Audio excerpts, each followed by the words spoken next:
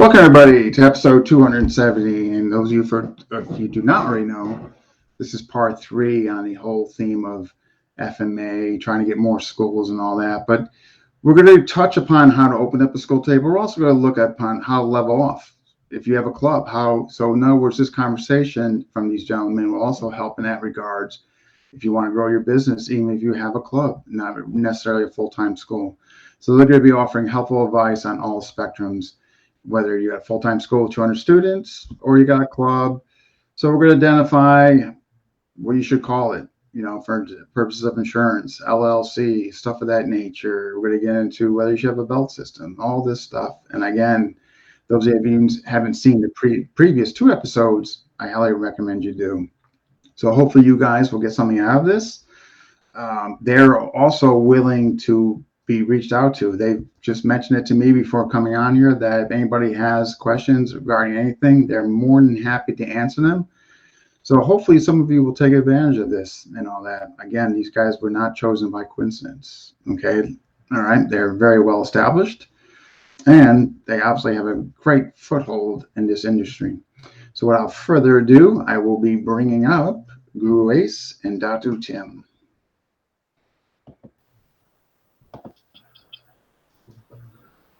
Hello, guys. Thank you for coming on for this 3rd time. I feel bad, like I've asked you guys 3 times, but apparently I had too many questions on the first one and the second one, and then we also kind of went back and forth how to really isolate certain things where the audience can get the most out of this. So good changes, I think, overall. And hey, if we had to go 3 episodes to get the point across and to help people, then so be it.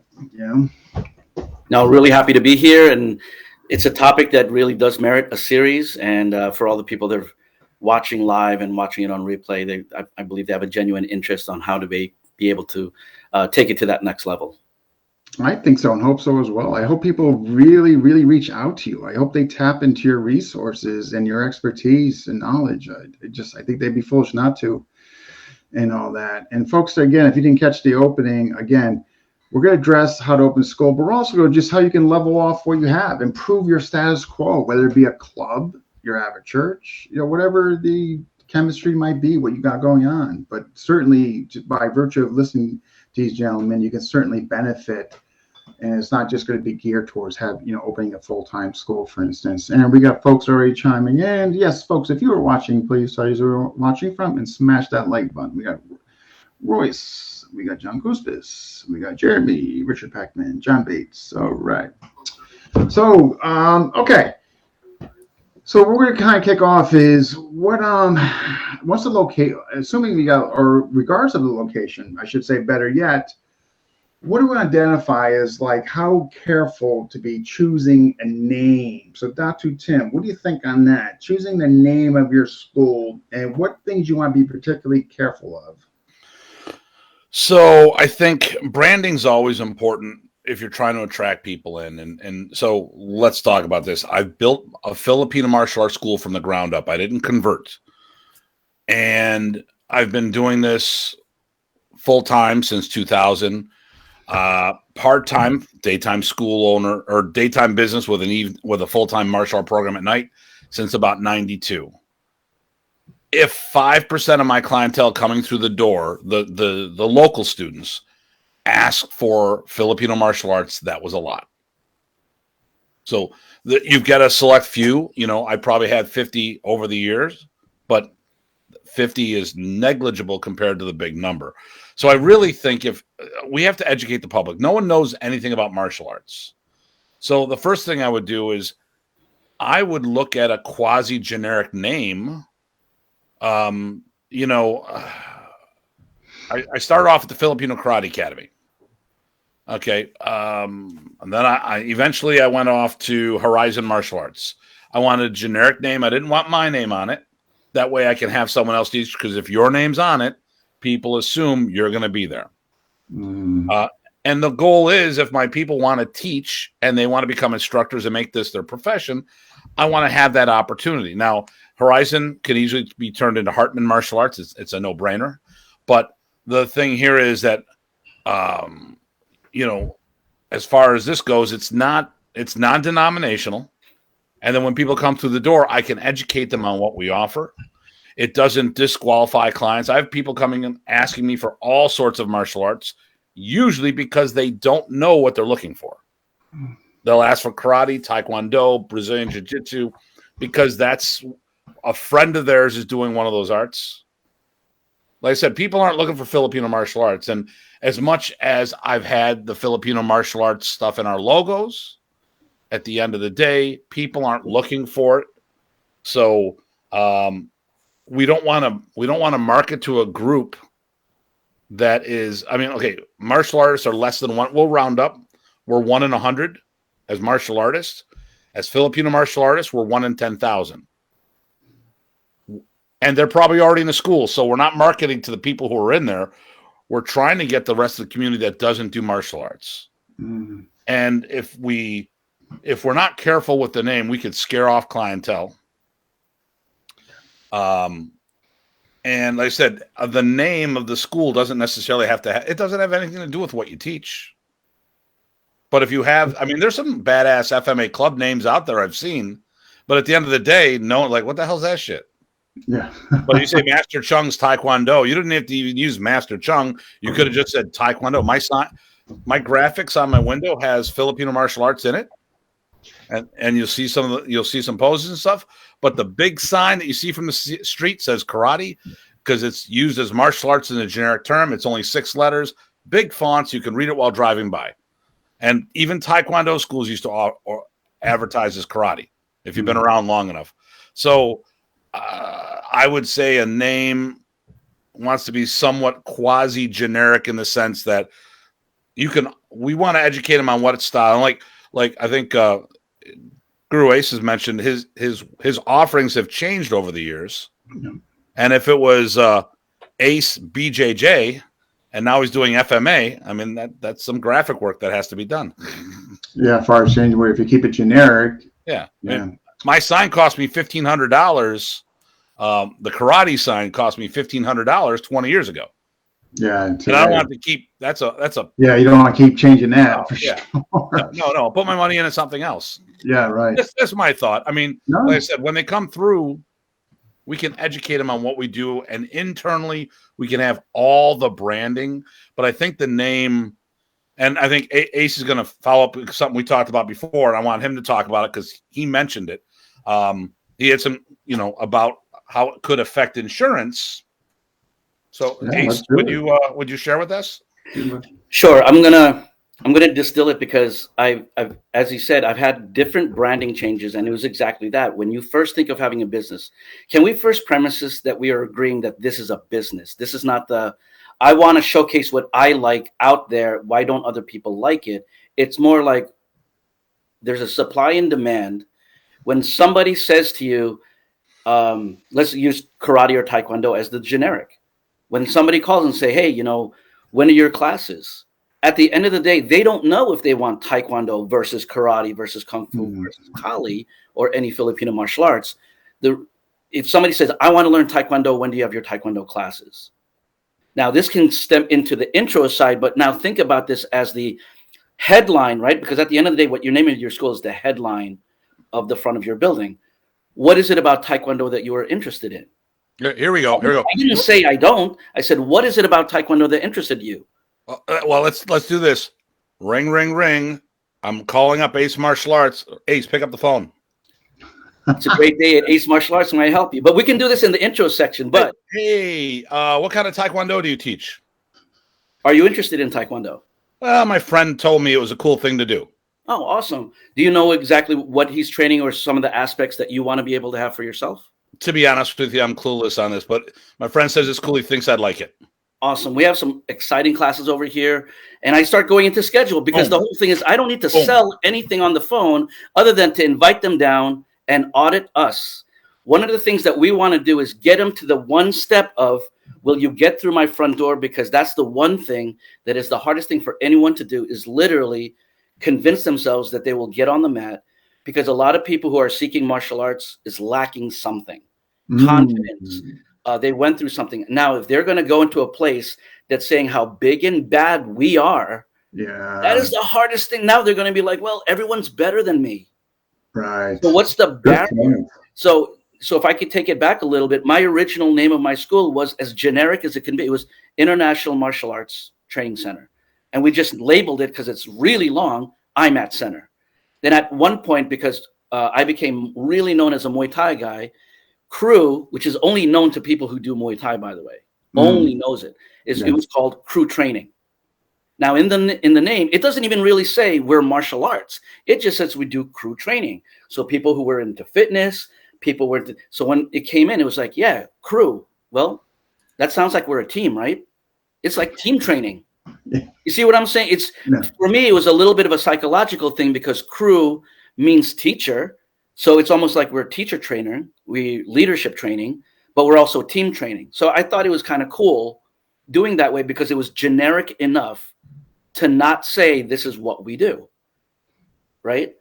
And my original Filipino martial art was called Pananandata. Can you spell it?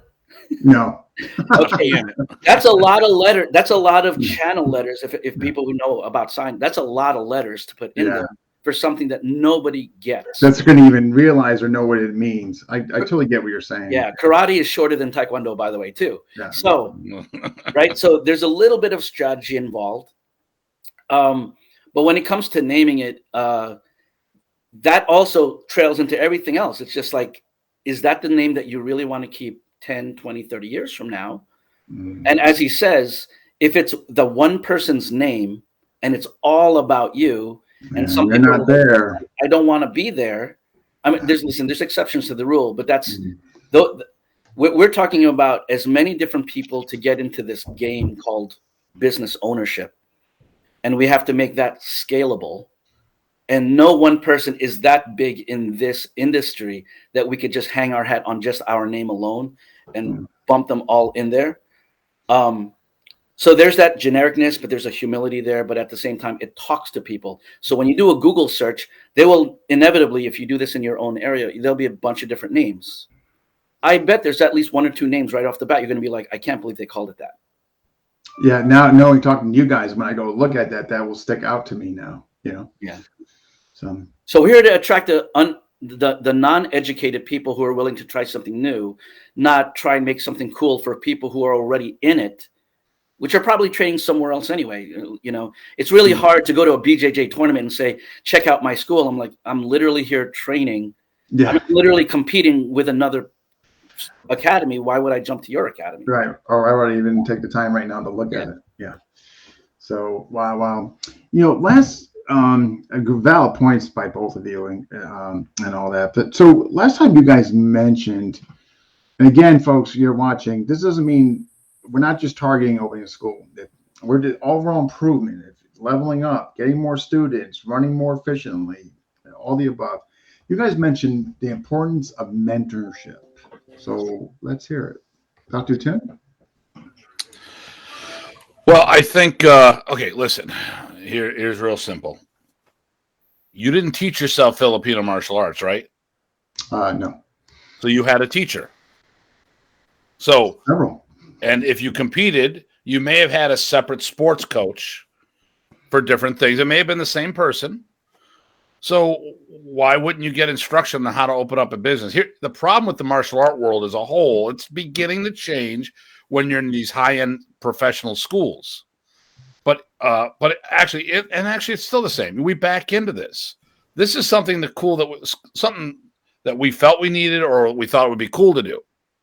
So we're doing our martial arts, and next thing you know, we're given an opportunity to teach, help out in class. Hey, Dean, can you run warm-ups for us? Oh, sure, no problem. Hey, listen, dude, I got a phone call. Could you supervise them during the Sinwali for me? Great, thanks. Hey, Dean, you ever thought about teaching a little? Would you like to help out in class? Sure, and blah, blah, blah, blah. Next thing you know, you got your own, you're teaching. And now all of a sudden we go, for whatever reason, you go in a different direction. Maybe it's a plan. Hey, you should open up your own club, or maybe I move or retire. And now you're in that position, or we have a falling out, and you're in that position all on your own, and you have no clue on how to do the business side of things. That's why you need a mentor, because we've gotten to most people, there are all these grandmasters in martial arts that are white belts in martial business. Yeah. Guaranteed.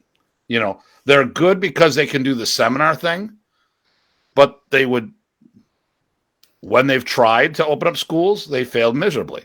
And I'm not trying to make fun of anyone. I'm talking about the reality. This is serious, you know, and if people are trying to provide for their family, you know, so, you know, I've figured things out on my own. I've come up with better ideas than some of my mentors, but my mentors gave me a whole bunch of things, and I continue. And we talked on previous show. I'm in Maya, and I now have joined the elite membership, which is significantly more. And because I still, as good as I know what I'm doing, I know I can do it better. And they're giving me different things, and they look at things from a different point of view. I'm also different because, wait for it, I do 20, 30 seminars a year. So I've got income that I can fall back on. If say, if the school's not doing well, I can just, bullshit. I can just, whatever. I don't want to do that crap. But in the end run, COVID changed my mind. I said, you know what? I really want my school to be successful, not just a backup plan for, my laboratory for my school or for my training, and I've got a huge facility, but part of the deal is I got a really good deal on rent. But the thing here is if I have a 5,000 square foot school, it needs to pay for itself. As a matter of fact, I'm 56. Maybe it should pay for my living. And that's why I've changed my paradigm. Martial arts has always been doing this, but even where I'm at today, you need an accountability partner. And if you don't know this stuff, so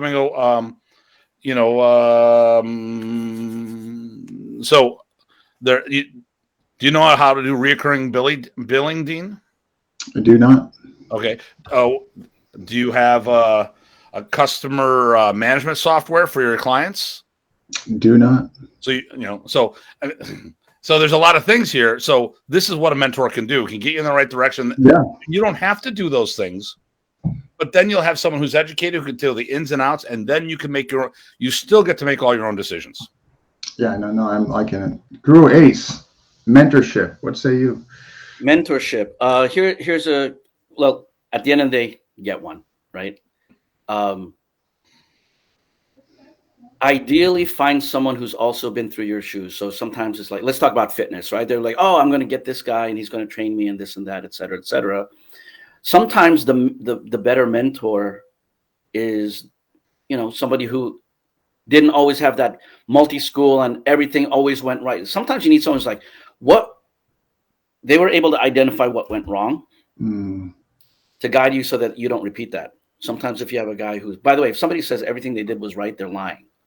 That's first. So if they say that, be careful of that mentor because they're lying to you before you even claim them to be your mentor. Yeah. Right. Because if you're a small club and you're like, hey, I'm looking to do something, 800 square feet, 1,000 square, who it doesn't matter what it is. I have had an interesting, journey where I've had 800 square feet, 2,000 square feet, 5,000 square feet, 10,000 square feet, 12,000 square feet, and multiple schools, et cetera, et cetera. Were they all awesome? At certain times. Were some of them horrible? At certain times. It's how you dig yourselves out of those things. Almost like, think of that championship mindset, right? People can be a champion is just to be able to retain the championship, right? So you can get somewhere in business. It's about keeping that business in line. And when you have a mentor, sometimes your accountant is going to be your mentor in certain things. Sometimes when it comes to legal things, that's a completely different mentor.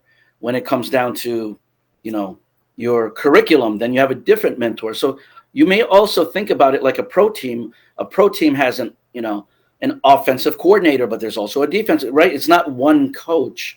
There happens to be a general head coach. Let's call it you.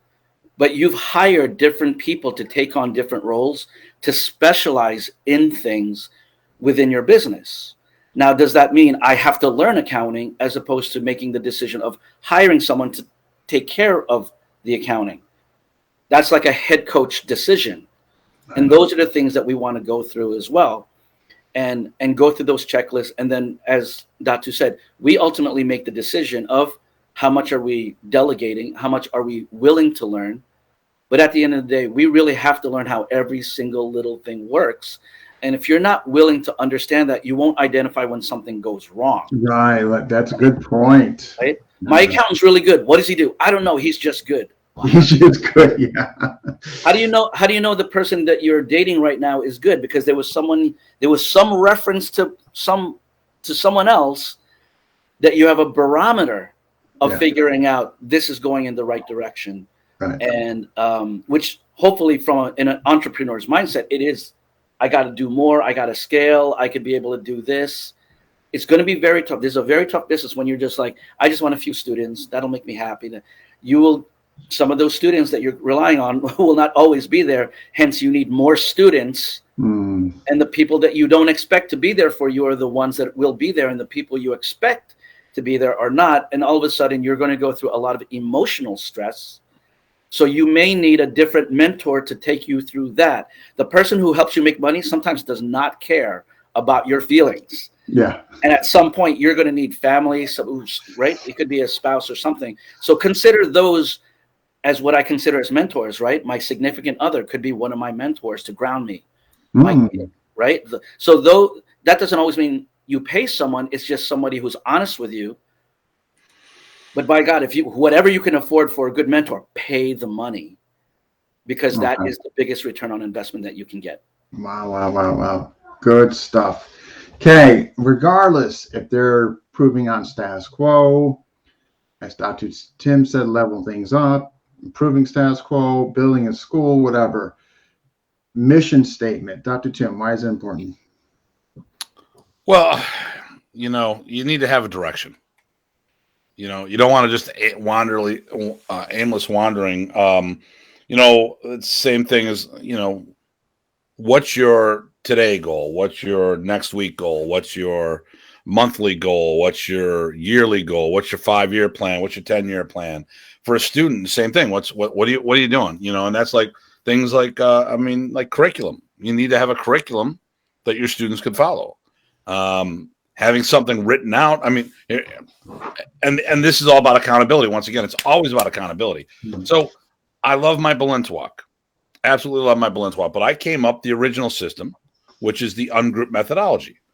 Grandmaster Bobby Tawada teaches the grouping methods, which has like 2-man sets. I do both.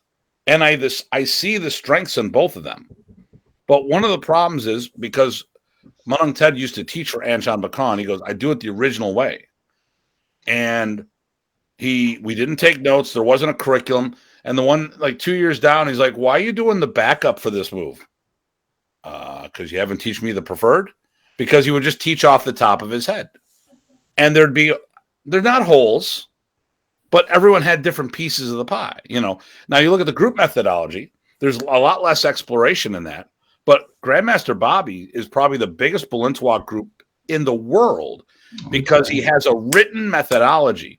There's definitely room for exploration, which generally the group methodology people have a tendency of not doing as much of that because they're working the curriculum. And maybe they do that in the post-instructor development phase. But, you watch Grandmaster Bobby's people, they all look the same, within reason. They can interact with each other from all their different clubs. And this is because they had a vision of what they're doing. They had accountability. They had a curriculum, like I said. And the same thing can be done for the business. You could sit there and put these same things apply to your business the same way. I want to be able to do X, Y, and Z. Well, what's it going to take for me to get there? Your mission is here. What are you doing? For me, I had no clue. This was about me opening up a martial arts school was up there with being a rock star, an astronaut, and a NASCAR driver. Those I didn't think that was going to be the case. I thought I was going to be a manager in either in Advanced Auto Parts when I was working for them. And then and I also was working on pizza. I go, and actually I enjoyed both jobs. I go, I wouldn't mind being a manager or maybe a district manager or work my way up the ladder. They were both fun jobs. But then I started doing the martial arts when I was 19, and things get going, and then life took me down a different direction. Sure. So I I could have been a lot more efficient. Where I could be a much better place today if I had that vision back then. As far as it, okay. You know, let me see what you got here. Yes, Datu Tim, written Guro curriculum 8. updating. Mission statement. Yeah. Why is it important to you? Yes. So a mission statement is exactly that. It's a statement that you have to adhere by. Now I'm gonna branch off. When I first opened my school, I was the sole proprietor, but it was a corporation. And then shortly later on, I had a partner. Okay, let's think about that for a second, because my mission statement is according to how these owners want this business to continue. This is the easiest way when people have arguments. They're like, but I want to do this and I want to do that. But according to our mission statement, does that make sense? Yep. We agreed that we won't go in this one direction. So you either have to go back and say, I am changing a foundational statement. Could the Constitution be considered similar to that? Right? It's just, I feel like changing it. Well, all right, you better do something, because this is when a lot of organizations can implode, because someone's like, but I want to do this and I want to do that. So if you go all the way back to what do we want to call it, and all of a sudden half my classes are Zumba, if that wasn't part of my mission statement of like, I just want to make a business that offers this. You can say the same thing for like some social media platforms and privacy, right? Like if you're going to go off the rails of the original thing, then you're no longer that company, and you got to. It's designed to keep that business in check, if that makes any sense. It does. Yeah. So if you're going to say, I want to be able to create leaders globally, this and that, and have all this pie in the sky stuff, and you don't want to get a mentor, you don't want to expand beyond your time, you're not even following your own mission statement. It's nothing wrong, but if you just want to have your one school and teach there and be happy, don't write things like, I want to do all of this stuff for Filipino martial arts, and that, because you're not doing it. You need to do the 30 seminars that Datu is doing. You see where I'm going with that? No. So you either condense it down to exactly what your blueprint is, or you make it big enough, and you kind of have to like plan your way to achieve the original plans of even forming this company and this business and this academy to start with. So you can kind of dissect this, replay it, or whatever that turns out to be, because when I've written mission statements for multiple businesses, that didn't take 5 minutes. It took a long time, because it's one of those things that you're going to say, but will I want to change this later? And that's one of those things you kind of don't want to do if possible. Or if you're a group that are like, oh, you got 5 different instructors, let's open up an academy together. And that's another consideration where you have shared ownership of this vision and how to be able to promote this and how it goes on further, because history will repeat itself, that a lot of those companies that did that, I bet they didn't even think about a mission statement, or if they did, they completely ignored it. Okay, well said. Well, and folks, again, if you're watching, this is not just the things that they're identifying and speaking of are the things that you want to do or incorporate. Again, this is not just for opening a school. This could be your current status quo, whether it's a club or whatever. Anything to improve what you're doing or grow it, get more students, keep you more directed, and all that. So again, I know the title might be a little misleading, but again, this is kind of an umbrella, so to speak, for any size school you have, regardless of location and all that. And I just want to make sure I'm not missing any questions. And folks, yes, if you're watching, tells you when watching, remember, smash that like button. Was that a question from Royce or more of a statement? Written curriculum update, some more words for that. Okay, more of a statement. All right. Okay, resourcing out as a whole. Okay, regardless, club setting, opening a school, branching out to opening more schools, whatever. What do you guys recommend for resourcing and why? And what I mean by resourcing, it could be anything from graphics, social media outlets, consulting, and all that. Dr. Tim. Well, I mean, we're only good at so many things. It's a no-brainer there. I mean, I try to do as much stuff because of my creativity and my vision. I like doing a lot of things myself. Hey, Sean. But there's things that I'm not good at. I'm good at layout. I'm not good at doing graphics themselves. So I use Canva a lot. You can see a lot of my flyers and stuff. But when I need a graphic, I will put something together, and I will probably reach out to somebody on Fiverr. They have a lot of people from Malaysia and India and areas like that do graphic work relatively inexpensive, and it's good. I have a good, they do good work, and they're better qualified than I am. Now there are some communication issues with stuff like that, but it's about saving time.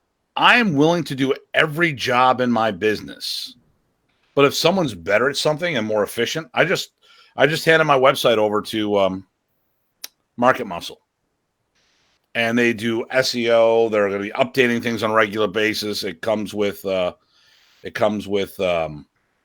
texting and all this other fun stuff that does there. It's going to cost me around $320 a month. Where what they can do, that's only that's 2.5 students a year bringing in to sign up. Mm-hmm. If I sign up one student that stays for more than a year, the website's paid for itself. They're specialists. They're much more efficient than that. And I use WordPress on a lot of my other websites, but I constantly have to update throughout the week, and that's time I have to spend doing that. So I can if I have to, and my website does well and it's completely organic. These guys are going to be doing stuff to make it better, and we have to stay away from our ego can't get in our way. That's the problem. And we gotta. What's your time worth to you? That's what we're down to. Yeah. I think you made a good point on the ego. Like I think we need to be honest with ourselves. Not only that we can't do everything, but we might not be the best person. Some things are just better in someone else's hands. You know what I mean? The whole thing of delegating and I guess letting go, so to speak. Great. What say you on that? Yeah, one of the interesting, and we'll use the word entrepreneurship as a way of that. For somebody to get hired by you, you have to prove them. It's like you have to give them permission. So at any given time, you're asking them to pitch you. It's like, oh, you have a website company, pitch me. Now, here's the thing that you also have to consider. I love the way that Datu puts it. It's just like whatever expense you have, put that according to how many students you need to make that problem go away. Does that make sense? Yeah. So if you want to use marketing as a problem, I don't know how to market. Well, how many students will it take me so that problem goes away because somebody else can be able to handle that, and I need less thought process in that loop, which also will let you know how much you should be charging. Because people say, well, what should I charge? I'm like, I don't know what you give. That's like saying, well, how much is dinner? I'm like, but what are you having for dinner? Is it like this little, right? Like I'm trying to lose weight dinner, or is it I'm having an anniversary dinner? It's an unanswerable question. So like one way to scale things also is to create little groups, right? And to be able to say, listen, I'm doing something, this other person's doing it, this other person's doing. We could also pull some money in to get certain graphics. And I'll give you an example. I want to start a kids Filipino martial arts program. It's really hard for me to promote it because I don't have any kids. So what photos am I going to use of kids that I don't even have yet to promote a program that I didn't even start yet?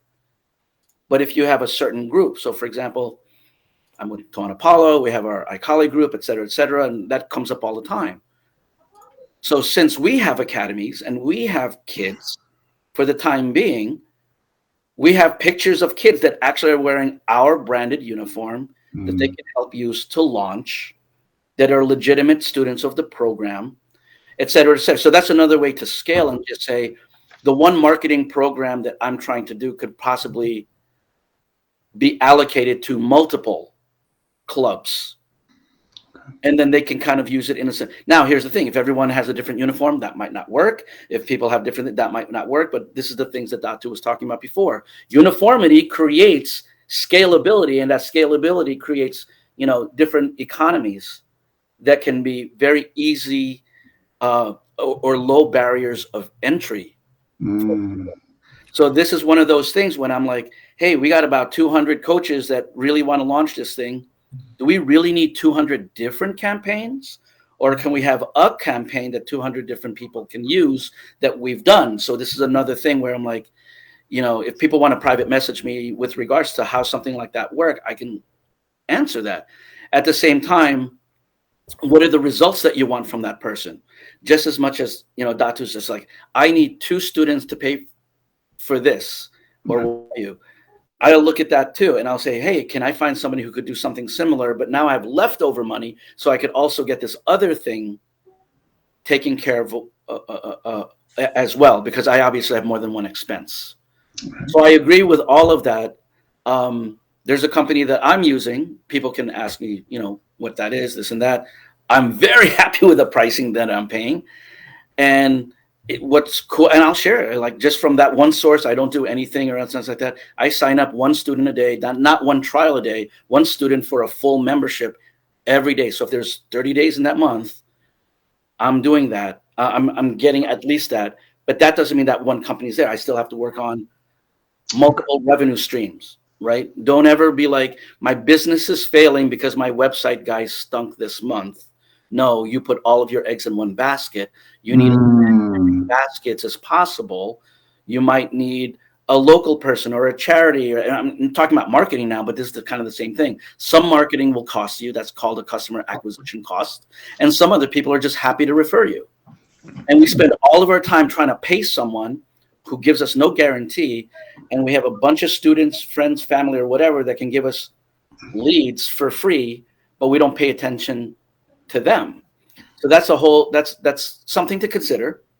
This could be a whole course in and of itself, which it deservedly can. But yes, that would be that step for consultants. By the way, anybody's a consultant if they call themselves a consultant, by the way, right? Let's face facts. So you can't set it and forget it.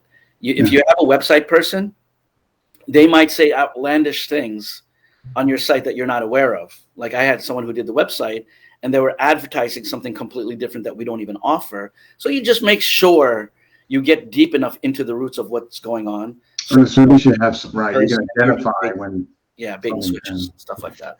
Wow. Again, just, okay.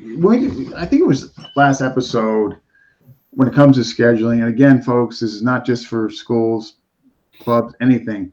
The availability. So whether they researched your school on Google, website, if applicable, word of mouth, or what have you, class availability. So why is that important, Dr. Tim? Well, I just want to back up one thing about, we're talking about, since you brought up the ads, it doesn't have to have Filipino martial arts in the ad. Okay. I understand. I like to have my ads have my people in there. But here's what you got to remember. It doesn't matter. It doesn't matter the color of the uniform. Doesn't matter if they're doing good technique. Oh, wait a minute. The hand should be here. No, it should be here. It should be here.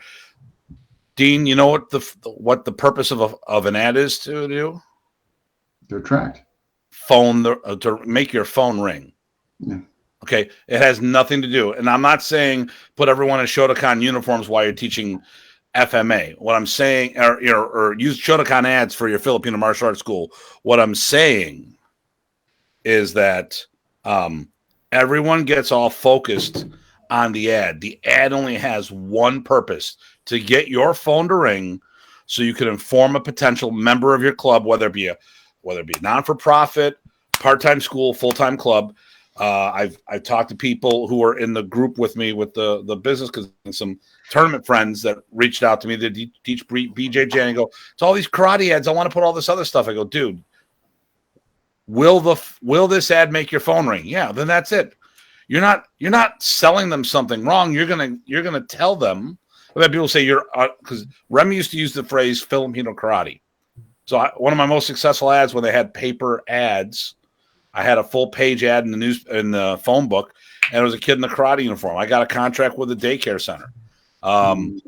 Moms were calling me left and right, and my kids would do well in Filipino martial art tournaments. Okay, we'd go down to Regalons and compete in other places here and there.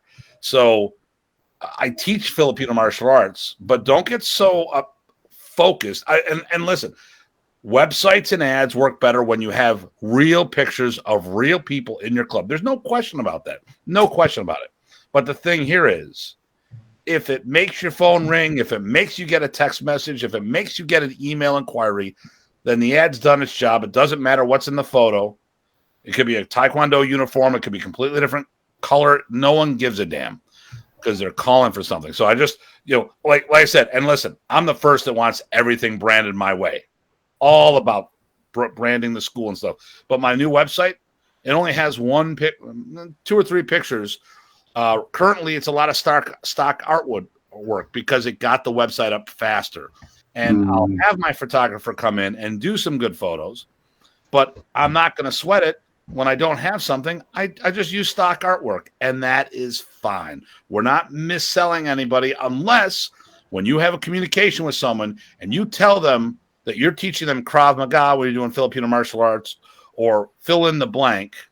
I'm teaching them Tai Chi, I'm teaching them Kung Fu, I'm teaching them Brazilian Jiu-Jitsu, but you're really doing FMA. And that is being dishonest. But if you sit there and say, listen, I'm looking for Taekwondo. There's a Taekwondo picture. Not that we want that. You teach Taekwondo? We do something very similar. We punch and kick like Taekwondo does, but we also do more things. Wrist locks, throws, and controls. Very street defense oriented. Now, did I say I did Taekwondo? No. But when we look at an ad, don't get all caught up. I can't find the right photo because there's nothing for us out there. Of course they're not. We're the 1% of the 1%. Okay. So, yeah. No, but what was the real question? Because I want to go back on that. The real question was class availability. In other words, they look and they just see one class or whatever. The importance of class availability. If you want to grow, then you need to have more than one class available. It's like going to the gym. So it's a non-issue. I mean, at the end of the day, if you're only offering it one day, don't expect to get more people. It's just as simple as that. I mean, when I go to the Philippines, the Filipino martial art clubs are small because they teach one day in the park on Sundays.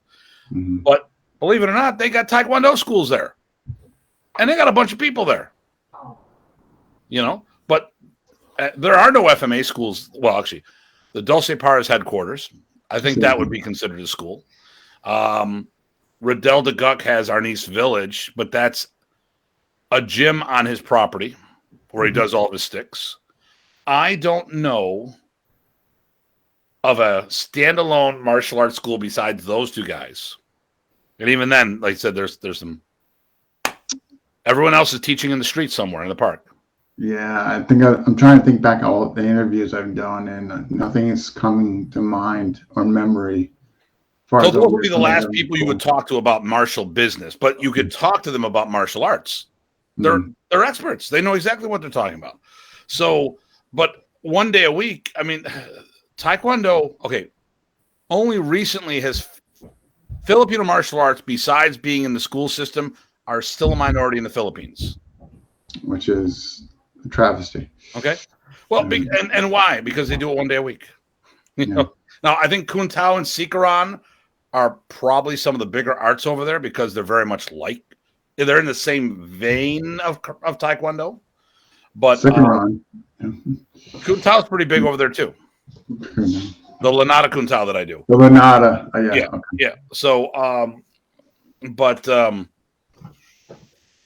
stick fighting arts are, arts that have stick fighting in it as a big portion or the majority are minorities over there. So, and a big thing is because maybe they can only do one class a week or they can afford to do one class a week. You need to be looking at, like when I taught in my church, it was 2 nights a week. That's what I started with. And I wanted more. There was nothing in the schedule. Right now, because I want some peace of mind, group classes are 5 days a week, and then I do privates on Monday through Thursdays and Saturdays. And that's a lot of that was built after my seminar schedule. I got someone that can take over my Saturday mornings, but I don't like taking off on Fridays all the time and leaving the school unattended. I do privates in the morning when I'm there.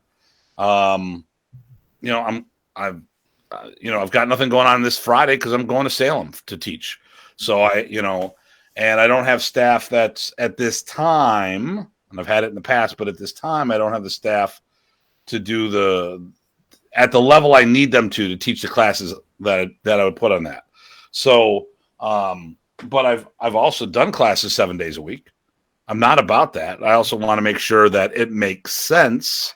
So a guy I know runs a Kung Fu school in a mall. He has to be there or he gets fined if he's not, because that's what a mall does. I'm talking enclosed mall, or even some of the shopping plazas do the same thing. He was more of a sword shop than anything else. And he was doing all these classes throughout the day. And like, how many people in each class? Oh, 1 or 3. I'm like, why don't you consolidate? Well, some people can't make it. I go, isn't your time worth more than doing this? It's different if you're killing time, but at the end of the day, you don't want to have so many classes that there's nobody in them, and then so few classes that no one can make them. So that's that. Yeah, heavy balance. Yeah. Guro ACE, class availability. So we have those. We started this segment with, you could be a club, right? You could be in the park. So there's a lot of ways to answer that. So I'll ask you this: when is there a yoga class? When is there a fitness class? When is this class? And most people will say it's all over the place. Some people might have stuff early. I got solicited for a bunch of privates, which is, again, a teaching hour is a teaching hour. Would you agree? So whether you're teaching a class or you're teaching a private, it has to be worth doing that amount of time. Yeah.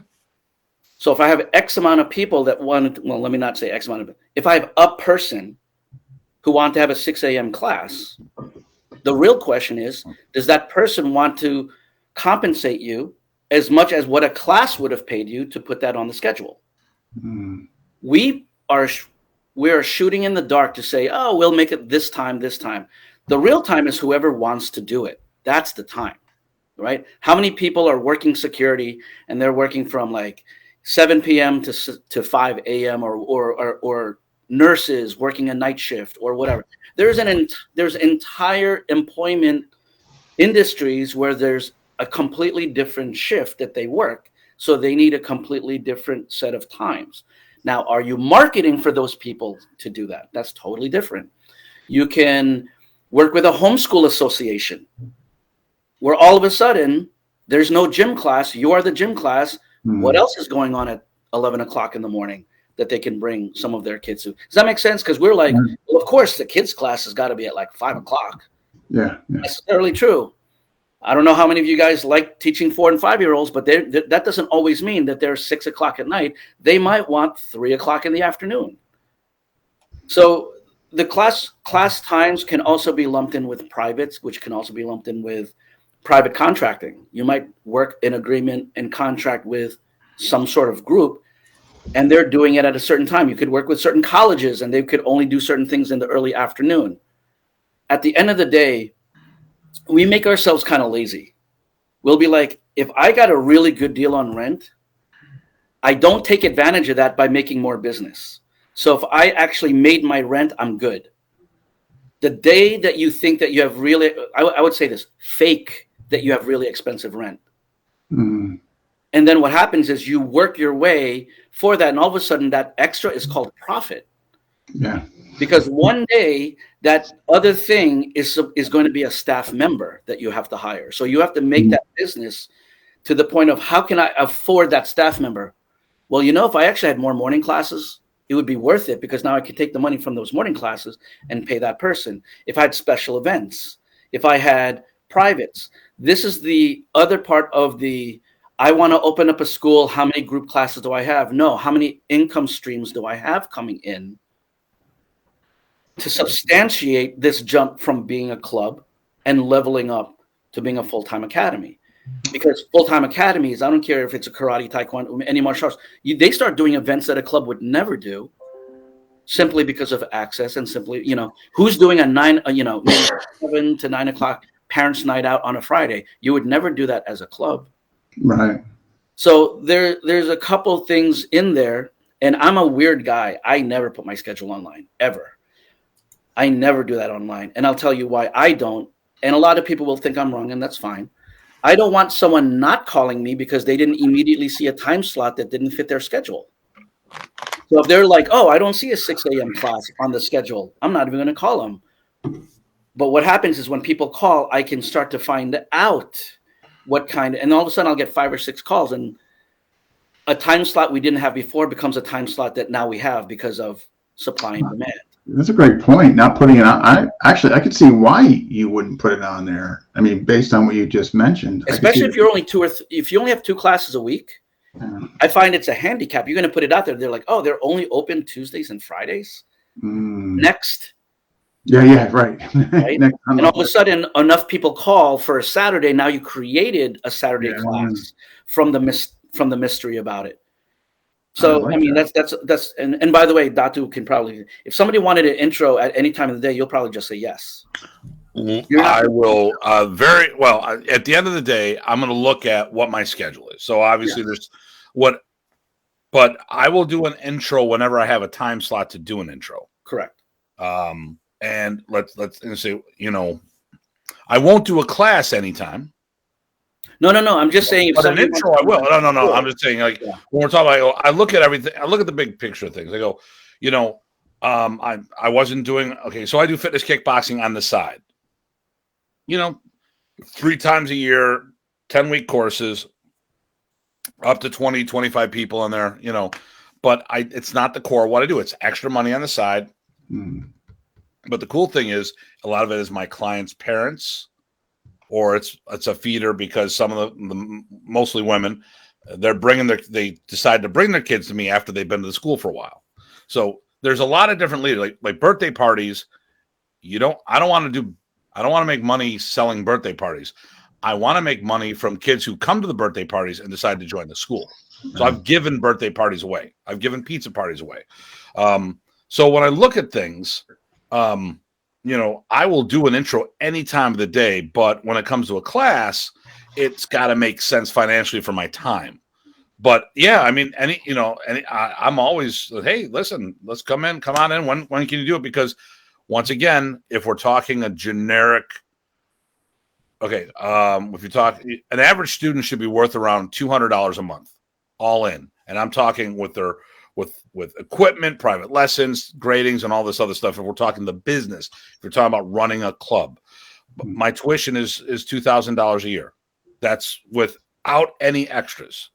And you could get it cheaper if you do a paid in full or a down payment. There's all this other. So we can, but the thing here is, if I do that intro and the person signs up, there's $2,000 that just came through the door. And if they stick with me for 5 years, that's $10K. And that's excluding all the extras. Now, I have to think that way because this is how I put food on the table for my family. Right. If you're not thinking that way and you just want to increase the gene pool of your club, because we talked about this before about that, you're trying to get those students. Every student that comes through the door, I'm planning their exit strategy. Who's going to take their spot? Because I've had training partners. I've lost so many training partners over the years in the market. Like, you get those star students. Oh my God.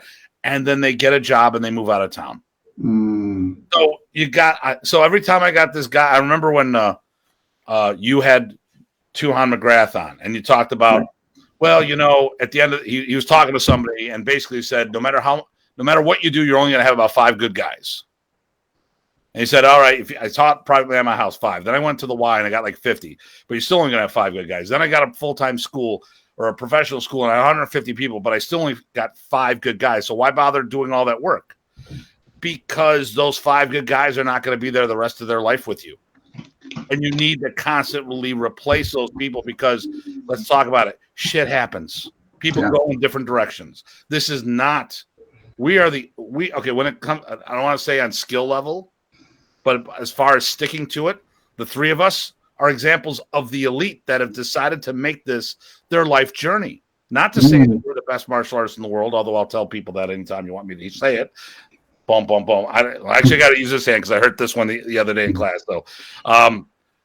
It's a joke. It's a joke. I know someone's going to bust my chops on it, but screw you. Anyways, the thing here is the people who make this a lifestyle, as in martial arts, not the business, you are of the elite. The question we ask people is, how long does it, hey, Dean, how long does it take an average person to become a black belt? I'm going to reference Taekwondo since that's what I did in my early years. It was like 4 or 5 years. Yeah. Ace, what do you think? I've seen the whole spectrum, so let's just agree with that. Yeah, bullshit. Average people quit. We are special. That's the thing.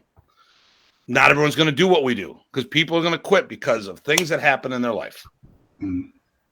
So when we're talking about things, we always got to talk about that next person coming through the door. And I have no problem talking about how I recruit people and make money. Because once again, this is how I put food on for my family, and that's it. I mean, if it's just a hobby on the side, I don't care. I'll just do it for shits and giggles. But I still want more students because I know I'm going to lose them. No. Well, no. You need to be prepared, like A said, to do your intros whenever. Okay. Actually, and I agree with I like the idea. If you have a personal website or a member section on the website, to have the resource for the schedule, because your members sometimes forget, or the parents, that if you're teaching kids, the parents don't know shit. But you need to have a schedule somewhere. But I like the idea of not having a schedule because that's one more reason to pick up the phone, and it's one more opportunity to make them a part of your martial family. Awesome. Real quick note off of that, and take 2 seconds about that. There's that thought that the initial website, let's even call it a landing page or a funnel, does not mean that's where the members who are after they join get a lot of their resources. Does that make sense? Because if you joined a school, how many times do you go back to that original website to find out information? It was really your original landing spot, which is why you have things like funnels and then guys, that's a rabbit hole. You guys want to message me about that? I'm happy to hook you guys up because we really do a lot of special stuff using funnels. But sometimes that funnel has nothing to do with the rest of it. Some people want to load up the website with 19 different navigational buttons. Oh my God. The only button they need is this is my name, this is my email, this is my phone number. Boom. That's the only thing you care about. You don't need the history of all Philippines on there. You need a marketing landing page, website, call it whatever you want. And then a resource one is a resource one, which is technically for your members.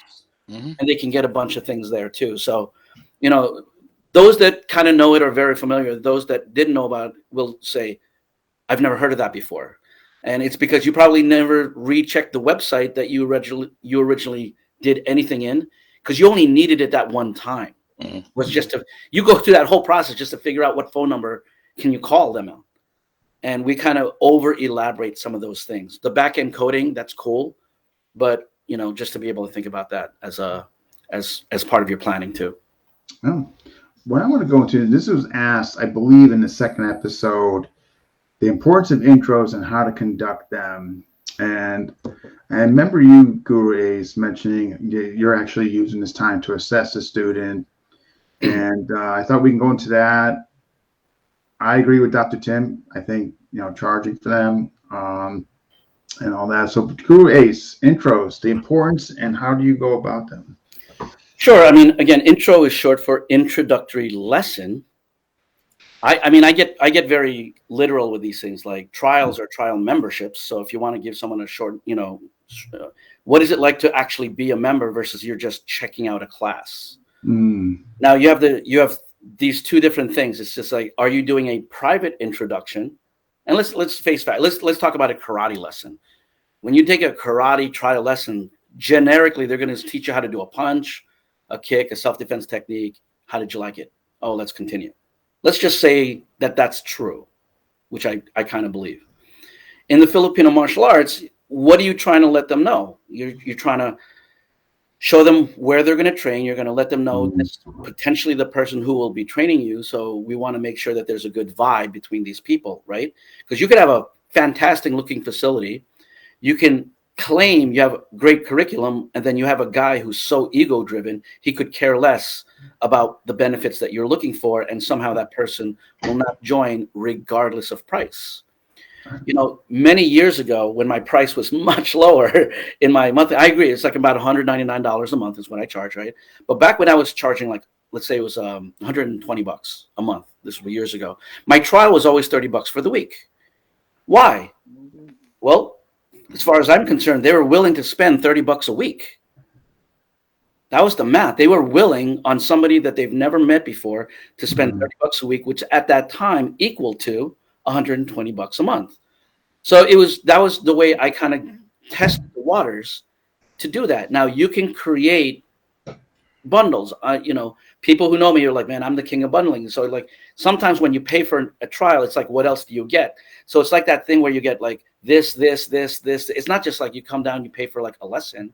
It's like, do you get a shirt? Do you get a pair of sticks? Do you get this? Do you get that? So therefore, if people joined and they paid and they took a class, and let's say they got a pair of sticks, worst case scenario, they never joined, I got a bunch of people buying sticks. Yeah. Worst case scenario. Right. Is now my pro shop sales have gone up. And at some point, just like boxing gloves, right? How many people just like get a pair of boxing gloves, toss them out? They probably wouldn't. So somewhere in their house, their closet, their garage, they got a pair of boxing gloves. Hopefully they're branded. And they're like, I really should go back to kickboxing. This is the same kind of thing. Because I have a lot of people that have worn my shirt and they're in the grocery. And at some point, their friends are like, where'd you get that shirt? It's like, oh, there's this place over there. So it might not be for them. But introductories are awesome for having other people to raise their hand and say, hey, I checked out that place. Unless you are horrible to them, they're not going to say it was a bad place. They're just going to say it wasn't for them. But you know what? Your kid would like it. Right. So you have all these other people who, even again, they may or may not even join. Are they, and I could be way better at this, are they at least giving you some Google reviews or Facebook reviews based upon a trial? I mean, if you have them for one class, it's harder to get a testimonial. If you have them for a week or a 3-week or whatever trial program that they can pay for, at least you can start generating reviews that other people and their friends would see, which are always very good for the analytics of internet as well. So I love it. I can always use the intros as a teaching moment for a lot of my leadership team so that they can start taking over, because a lot of times whoever you introduce them to teach their intro lesson, that's the teacher. So that whole thing of don't put your name on the door because now you're bound to always be there and do everything. I could play program director now and say, hey, Mrs. Jones, nice to meet you. I want to let you know that Mrs. Johnny is going to be able to work, with Guru Chris right now. Chris, why don't you come down? All of a sudden, you've given that authority to this other person, and they don't even know that I'm supposed to be this master instructor of the school, because I'm the program director that's introducing them to the staff. And to them, that's all they really need. They needed a little hand-holding in the process of enrolling in your school. And our job is to make it as painless as possible. And when they feel like it's painless, they feel like the process will be easier, the learning will be easier, the communication will be easier. But if you fumble the ball at any portion prior to that, it's going to be too expensive. That's why people think it's expensive, because they feel like something wasn't worth something. Our job is to create value. The value for a short amount of time. Awesome. Datu Tim, introductory. What's for you? So once again, I'm always about an intro. I like it doing it private when possible. You hear this horror stories of someone being thrown to the wolves in their first class, and then they come and they talk to you about it, and then they say, "Hey, I want to hop into class." And I was like, "Well, wait a minute. You just told me you had a bad experience. You sure you want to do this again? Shouldn't we prepare you a little?" So, there's a lot of different things. We can get into all the sales stuff. I don't want to get into that. No. I want to train them for success. I want them to feel good. Do you really want to put someone in the corner and work the angles of attack while everyone's working the cool shit? I mean, and the nice thing about the FMA now, I'm always saying we got to get the F out. We're martial artists. We cannot take ourselves out of the martial art community and put us in this and handicap ourselves. That being said, let's talk about the strength. We've got a lot of stuff that's really simple, that's just badass, you know. And I went in the first day of my club, or where I started, the Filipino Karate Academy. I walked in, the guy had, I had a huge weapons collection. I was that kid, had all the martial art weapons, never did martial arts, that was me. And then I hopped in, they handed a stick in my hand, okay, I'm going to teach you how to do the angles of attack. I'm like, dude, we're rocking. And then I did our high five, low five, single Sinwali. I'm like, all right, after class, what do you think? I go, where do I sign? That was it. I was done. It was over and done with. So there's a lot of cool stuff we can do. But when you're in the room doing, and I've heard the horror stories, and I think it was some people who just didn't know what they were doing. And what do? They hear grandmasters saying it takes 10,000 strikes to get something. So what do? They put someone in the corner of the room and they do the angles of attack the entire class. Yeah. By the way, it was a PTK guy, but we're not going to get into all those other things. And it was just showed the lack of teaching knowledge this person had. Because I know when I went to my first time I saw Grand Tuhan Gahe, he didn't have me do the angles of attack. He had me doing some cool ass badass shit. They gave me that warm fuzzy. And you got to be that entertainer just as much as the instructor. And there's a lot of cool stuff. And if they need this ABC, we can do that in the class ahead of time so they don't feel left out when they get in the main class. So are there people that come into class and they can just hop right in? Yes, there is. There's only so much I can do. There's only so many hours in the day.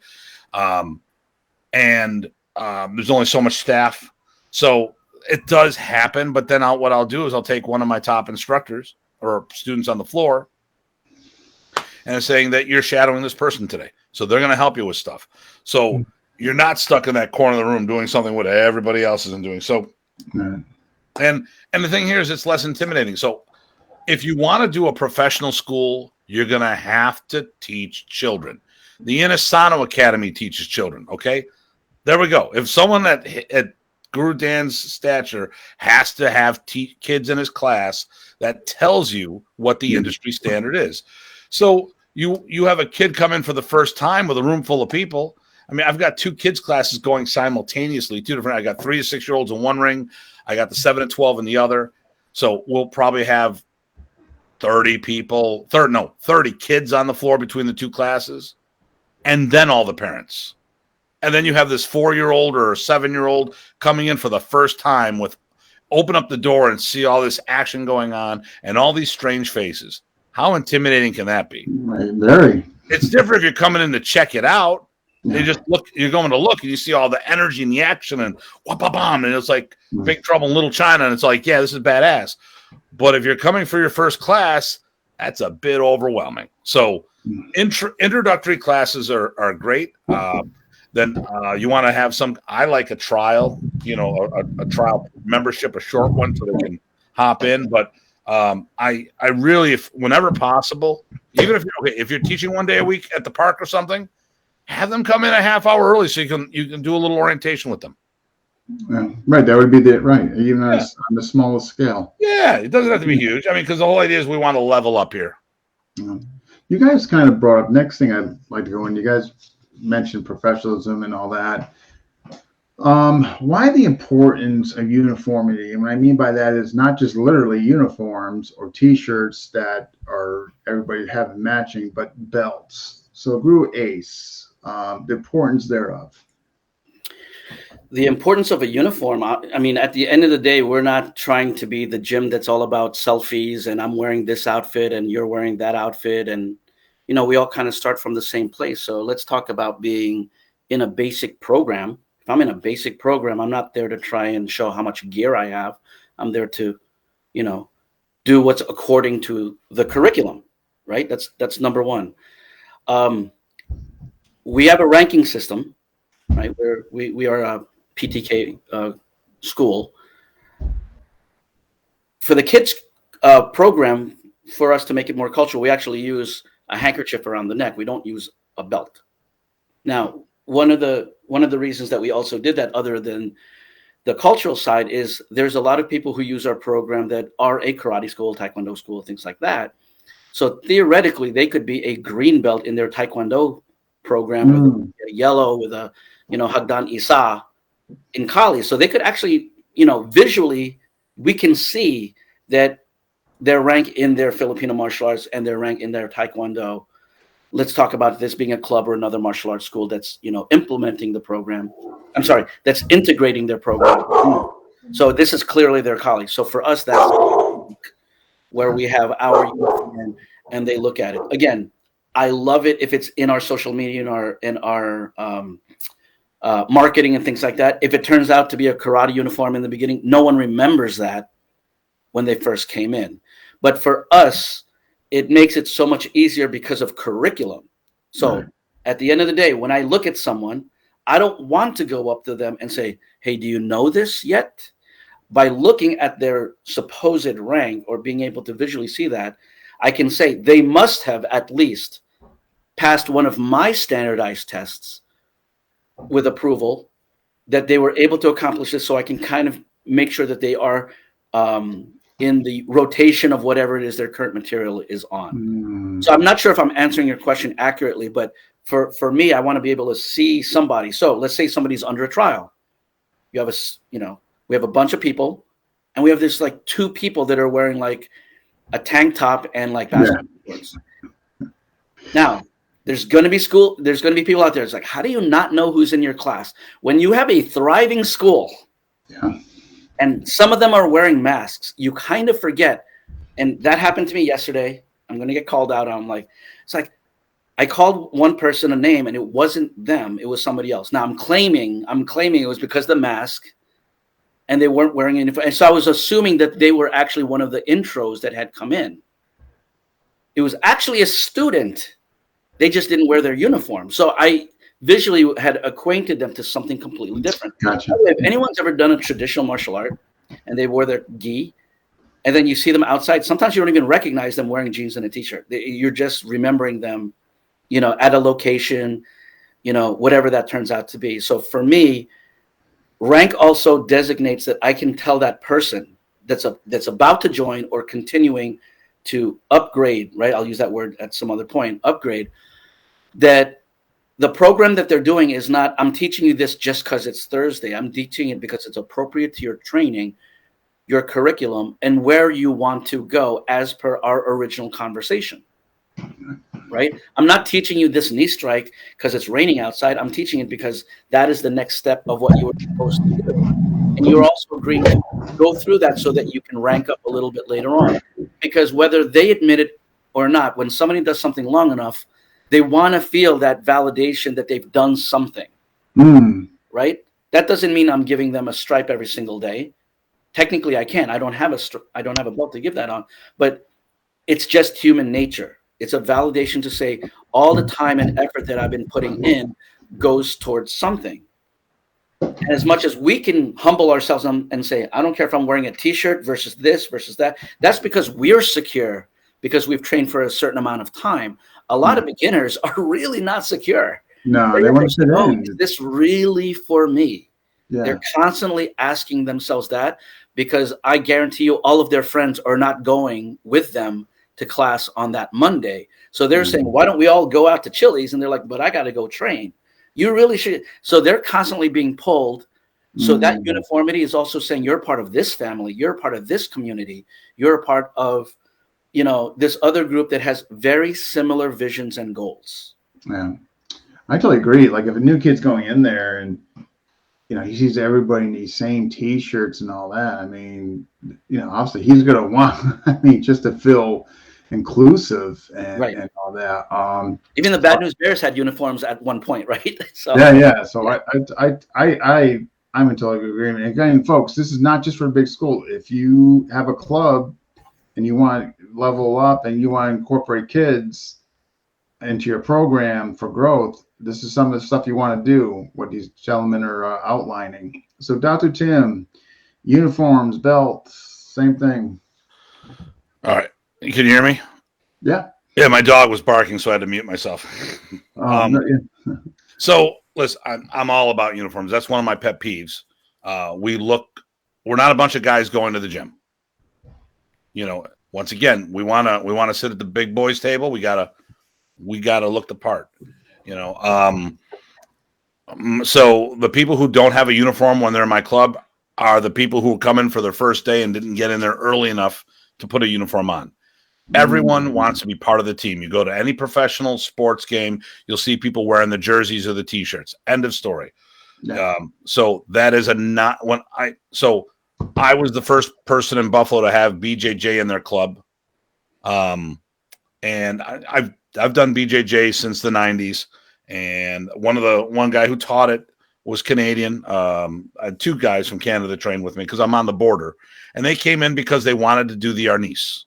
So while they were coming down, I said, if you want to do a class, let's do something. So we've done a couple things. So I've got a long history of doing BJJ, but I'm still a white belt, and there's a reason for that, you know. Because I just do it to be comfortable on the ground if someone takes me down. Yeah, if you got taken down or whatever. So, but the thing here is when we did that program, as soon as we incorporated gis, the retention for the BJJ jumped significantly. And as far as people coming through the door, there's a bunch of things. So uniforms for sure, because the uniform is geared for this type of activity. You know, it's you go to any business, there's a uniform, there's a dress code, you know. So we, especially in the martial arts, we want to have clothing that is conducive to the workout. And some guy coming in with jeans or an inappropriate t-shirt for that kind of activity just doesn't do it. And you don't look part of the team. And any sports team, they're going to have uniforms. Yeah. Okay. So belting. Okay. I don't care if it's a belt. We wear wristbands in the summer without belts because they don't do well when they're wearing our fight shorts, which is a specific fight short with our logo on it is one of the options. Belts, armbands, I don't care what they are. Everyone does a belting system. It just whether it is a belt physically or a bandana or fill in the blank, we have levels. People like to see their progression. Sure. If it didn't matter, why is there grades in school? No, I totally agree. First, second, third, fourth, fifth grade. I mean, we'd just be in school, and then people will get graduated when they want to. So the thing here is, to me, the belt is just as much for me as it is them, because I know what someone's supposed to have. I look at their belt. Oh, okay. That means I can throw you. You don't have this belt. I can't throw you. Or I have to go. How to break fall. Yeah. Okay. I want to do some Brada drill. Okay. Well, okay. You know, I don't restrict material to a belt. Yeah. I teach anybody who's in that class that material. But the thing is, certain levels, certain material is mandatory. So I know that if I'm going to do a certain technique, and you have an assistant, that they most likely should be this certain belt level or above. So there, and or I look at them like, okay, and I do stripes on the kids' belts, and they're all color coded to the topic. I have a stripe for kicking, for striking, for boxing combinations, for forms. We do physical fitness skills that they have to do. We have to do our weapon section. I've 8 stripes for the children, and there's no charge to get these.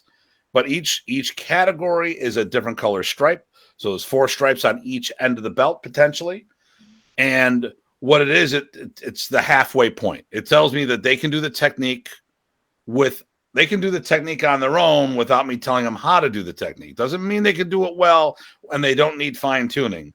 Said, all right, show me open palm strike. Show me jab cross. Okay, good. You got your punching strike. Show me side kick. Show me front kick. If they can consistently doing it by me calling out the name, then they can get their colored stripe.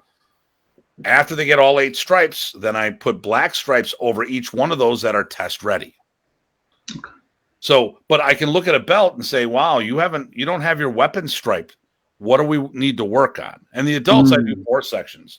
I go upper body, or striking, locking, forms, and weapons. And I could do the same mentality. It's like, all right, you have no stripes on your belt. You have a stripe on your belt. How come you don't have this stripe? Testing's coming up. Let me see where you're at. Okay.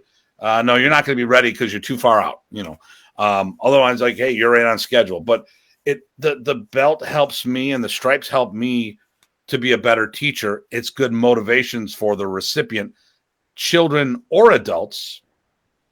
I mean, didn't you get certification recently with something, Dean? Didn't something come through Burton recently? KI. Okay, KI. You got certified in KI? Well, Burton, and then and under Brandon. Okay, what was the certification? Under Burton, Guro. Under Brandon, I'm not sure under Brandon. I have to find out, but I know. I just don't care. How does it make you feel? Oh yeah, yeah, absolutely. Yeah, I mean, it's terrible you don't remember what you got certified in, but hey, we'll talk about that later. But I mean, yeah. But I mean, but that make you feel good, right? Oh, absolutely. Yeah. Were there levels you had to go through in either or both of them? With Burton, yes, okay. And it was basically beginning, intermediate, advanced. I think. And you went through all those levels, right? Correct. And did he give you some form of acknowledgement when you successfully passed each level? Yeah, it was at that point. How'd that make you feel? Absolutely, yeah. Again, and you knew motivated. You knew that you were progressing forward. 100%. So one of the things I do, because I always have new students come in, we line up in belt order. Highest belt on one side, lowest belt on the other. Mm. And I tell everyone they come in, hey, see the person in the front of the room? They started where you were. And the kids start seeing themselves going up the lines, and it makes them feel good. Then they're at the head of the line. Then they're one of the people at the head of the line that I have them do warm-ups. So I take the top ranked person on the floor other than myself and say, all right, warm-ups. If it's an adult, I'll let them pass it over to somebody. But a lot of it, which is part of the leadership things that we do. But the thing here is just moving up the line itself is a nice thing. You can tell that you're getting better, because sometimes when you're in a group together and everyone's the same level, you might not have a metric to realize you've been improving. You just say, hey, this is ranked. It's always been 1 through 4. I'm always number 4. All right. You're not passing people. There's no new people coming in. It's just the 4 of you guys working out. But all of a sudden, you all get certification. Like, hey, this proves that I've gotten better. Yeah, no, 100%. And these are the things that you want to think about: levels, modular, certification, belts, colored wristbands. I mean, you can wear hats. I don't care. Whatever feels like. I know. I see. Like you've had Kent on. He does the bandana tucked in his belt or whatever he wears, and obviously, Guru Ace is using the bandana around the neck. And I think that did that come from Tuan Paulo? It did, yes. Yeah. So and who cares what it is? It's something that you could figure out progression from. Yeah, right. Even as an observer, you could see the different colors and by association. All right. So okay, let's go. Like you guys said, man. Wow, it's like we got it here. Maestro Alvin. I'm going to have you ask one of them and PM. So I actually answered him. So Alvin, look at your message. You might have to. Okay. So everyone, you need to know what you're worth. Yeah. Like if you're gonna start charging or something, you need to figure out what you're worth, and you should know what the average price is in your area before, because it was a pricing issue. The thing here is this. Martial arts, if you're teaching like 2 days a week, you should not be under $100. But the thing here is, like, I know people who've got $1 million schools, but they're in San Francisco. So what does that mean? I mean, it could be very high. I know schools that are, $1 million schools that are in areas that are, the economy's, like Buffalo. If you're $1 million school in Buffalo, that's good scratch, because the cost of living here is so cheap. Cost of living in San Francisco, whole nother animal. Yeah. So, like I said, I've got a 5,000 square foot facility. I'm paying $3,300 a month with a huge parking lot. I've been told that people will be paying $8,000-$10,000 a month other parts of the country. So you can't go with like what's the average. Just you gotta know what people are charging in your area. And you should, and as martial artists, we who happen to be doing Filipino stuff, We should be, if our stuff is just as valuable as everybody else. It's about the lessons, not necessarily about the facility. It does factor in a little, but really it should be, you should be doing no less than $100 a month if you're doing 2 days a week. Well, that's just my thought. No, I know. So, Guru Ace, for again, whether they're leveling up, they want to grow, they want to just get some ideas from what you guys are talking about, or if they want to go the whole gambit and open up an actual facility full time. Classes, do you go, I mean, how do you, so those who might be curious how to organize their class structure based on different ages, do you go by specifically ages, or do you group certain belts together, or what do you? All of the above. So there's stages of learning. This is for me. This might not be for everybody else. There's stages of learning. We can all agree that when you talk about junior classes, junior ages, the people that quit the most will be at the polarized end. So it'll be either the oldest of that age group or the youngest of that age group, because people are trying to make it good for everybody. When you try and make it good for everybody, it's too slow for the oldest kid. It's too fast for the young kid. So I actually have my 4 to 6 year olds together. I have my 7 through 12-year-olds together. 13 I consider adults. So I don't do any blade with the juniors, but the second they're 13, should their parent want them to go into what's considered as an adult, I am 5'3". Do you know how many people that are 11 years old that are taller than me? So at that point in time, their bully is not a little kid. Their bully is someone bigger and stronger. So we're a self-defense school, right? So now you have those separation of age groups that works for me. Now I also have separation of ranking. Now, my goal is to always have that one student say, I want to leave this beginner class, and the only reason they ever go back to the beginner class is to be like a Kuya or Ate. They're going to be a leader for another beginner. That's kind of like that whole thing, which helps them have more understanding of the art. Because when anyone develops, I'll use the word black belt. When somebody develops to be a black belt, you're developing yourself. It has nothing to do with helping somebody else. That's making you into this journey of how to better your personal development. Does that make sense? The second you involve anybody else, I could be a 155-pound world champion. Do I know anything about training a heavyweight? Unless I'm working with heavyweights. So this is one of those things where in my idea of becoming a guro might not be the same as somebody else, because they're going to be like, well, I became a guro because I could do this and I could do that and I could do that. But if I'm teaching other people, level of experience of people that are not you. So Dean, how old were you when you started Filipino martial arts, if I may ask that? Sure. Yeah. I was, approximately I was 30. Approximately. So what do you know about teaching Filipino martial arts to a 5-year-old? If you were 30, you can really relate to being 30. You can really relate to being 35. You could really relate to being 40. And possibly, how did you change your training in Filipino martial arts? Because body and injuries and things like that.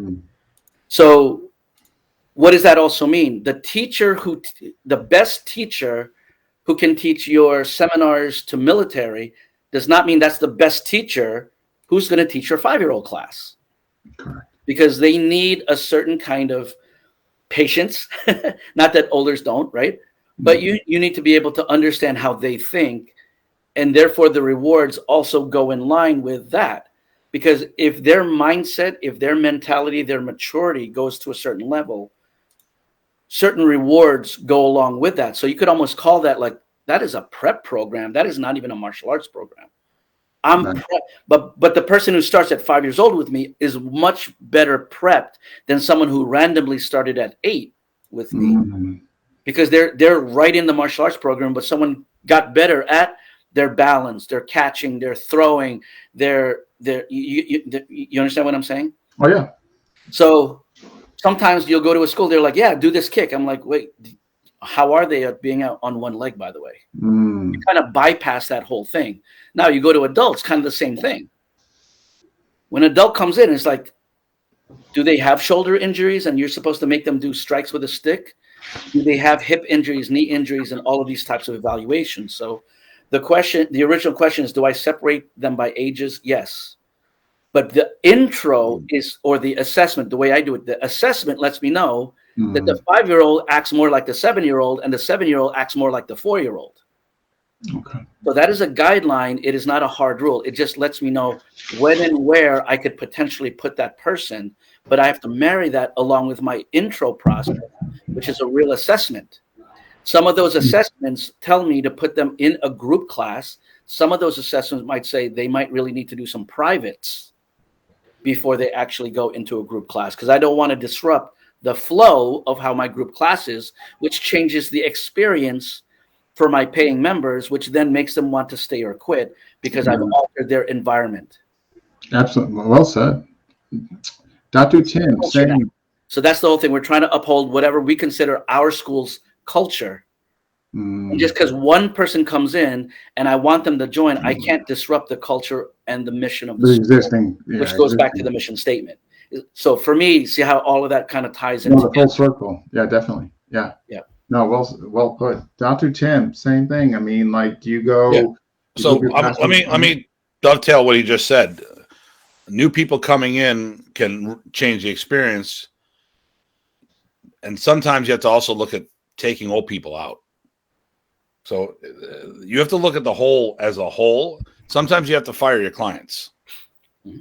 So, and part of that is, when we're looking at things, one person we've had issues where one person made it bad for a whole bunch of other people. It's just a dynamic. So that's on the intake and the outtake. So that's just something to think about. Like, why are most of your people, leaving? Oh, because Dean is too aggressive in sparring class. And he's looking at everybody as fresh meat. So these are kind of things you got to look at, or someone's got a bad attitude or whatever. But so I ages are almost the same: 3 to 6, 7 to 12, 13 and over. And I've got, but the thing here, it's always a guideline. I have 11-year-olds in my adult program. The 11-year-old is as tall as I am. I'm 5'10". Right. This is the guideline. I guess. I feel your pain. Yeah. No, I've got a 10-year-old who's like 5'5" in my class right now. Yeah. But I mean, the thing here is I've had people stay in that 3 to 6-year-olds long. I've had kids stay until they're 8-year-olds because they were just not ready. Yeah, they're not ready. They're not ready. Also, part of it is physical. Are they a little half pint? Are they a little peanut? That's, because part of the age group isn't necessarily about maturity as much as it is about, there's too much of a size difference. Like in boxing, there's weight divisions for that. Yeah. And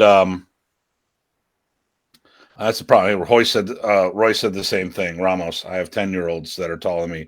Yes. That's the downside of being Pinoy. Yeah. No, I had an 11-year-old who I looked eye to eye and he was like 200 pounds. But everyone wanted to put him in the adult division. But here's the flip side. You got to remember that in that 16, 18-year-old body is the mind of an 11-year-old. Yeah. So here's that. And then, there's a lot of things. But I mean, this is what I use. I've got in the little ones, the 3 to 6-year-olds are all one group. 7 to 12, I have a beginners and an advanced group. I'm working on developing an intermediate group right now.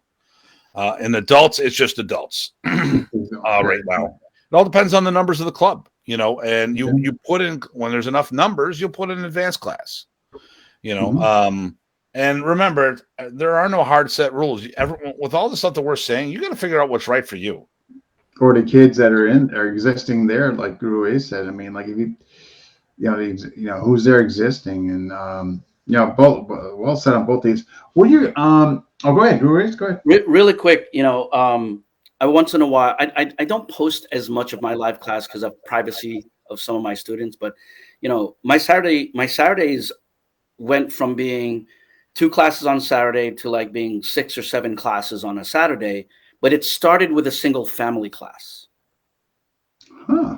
So the parents and the kids. Now, does that mean the parents have to be the partners with the kids? Not necessarily. Did that mean the parents could be with another adult and they're together and their kids are together? Be as creative as you want. I had never in my previous martial arts before, never did a family class. the first time I did family class was with FMA, and it worked out really well until we were just busting at the seams for the time slots, and it merited from being that, 2 classes to now it had to be 4 classes. Now there's 6 classes on a Saturday, because to them it was the weekend, it was family time. They can go in, they could learn. And it's, if you're holding pads like Muay Thai, things like that, you can hold it for your kid, not really vice versa. Does that make sense? Yeah. But you can touch sticks as an adult, and you can make it as more about accuracy and range and levels and connecting with somebody from a family sense, which is another thing that, I just love. But that's one of the reasons that I didn't do it before, was I'm like, well, the adult kind of loses out because they don't have the same power and this and that. But here, man, some of the kids are faster, they're more accurate. Some of them, their footwork is right on point, and their memory is a little bit better on some things. So therefore they get to sit at the dinner table and actually say, hey, what did you think about martial arts? And at some level have some decent conversation about the exchange of training. So I just wanted to leave that in there about classes.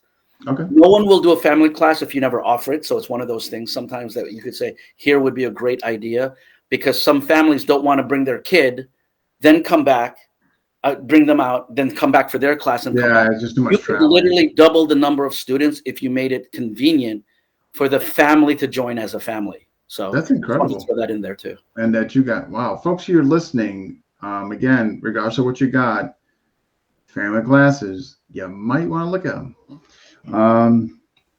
Do both of you, you got your school up and going. This could be, again, for clubs or whatever the status quo, anybody that's watching or wants to, really get some value here and some insight.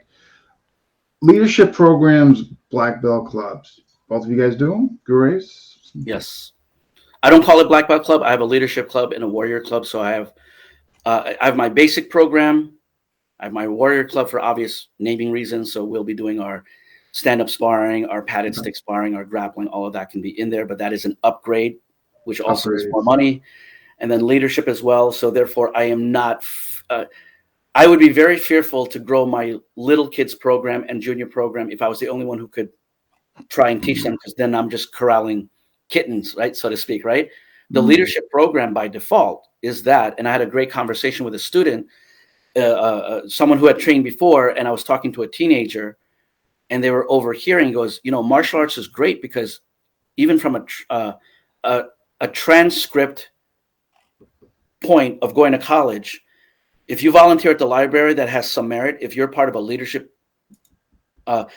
group of where martial arts is considered as that academy from there, it elevates it. So I've had people get accepted to West Point. I've had people go to Annapolis. I've had people go into the college of their choice, and they said that martial arts leadership recommendation that was part of their transcript actually tipped it in their favor. Wow. So to think about what we are, because it's martial arts, we're considered as highly disciplined. We're considered. How many things are actually all year long? You could play soccer for 5 years, but you're really only doing it 2 or 3 months out of the year. I've seen it. Right. So to do martial arts consistently over years can show a lot of eyeballs what dedication, training, and the ability of sharing something of yourself, which is why we so believe in that learn to teach, teach to learn.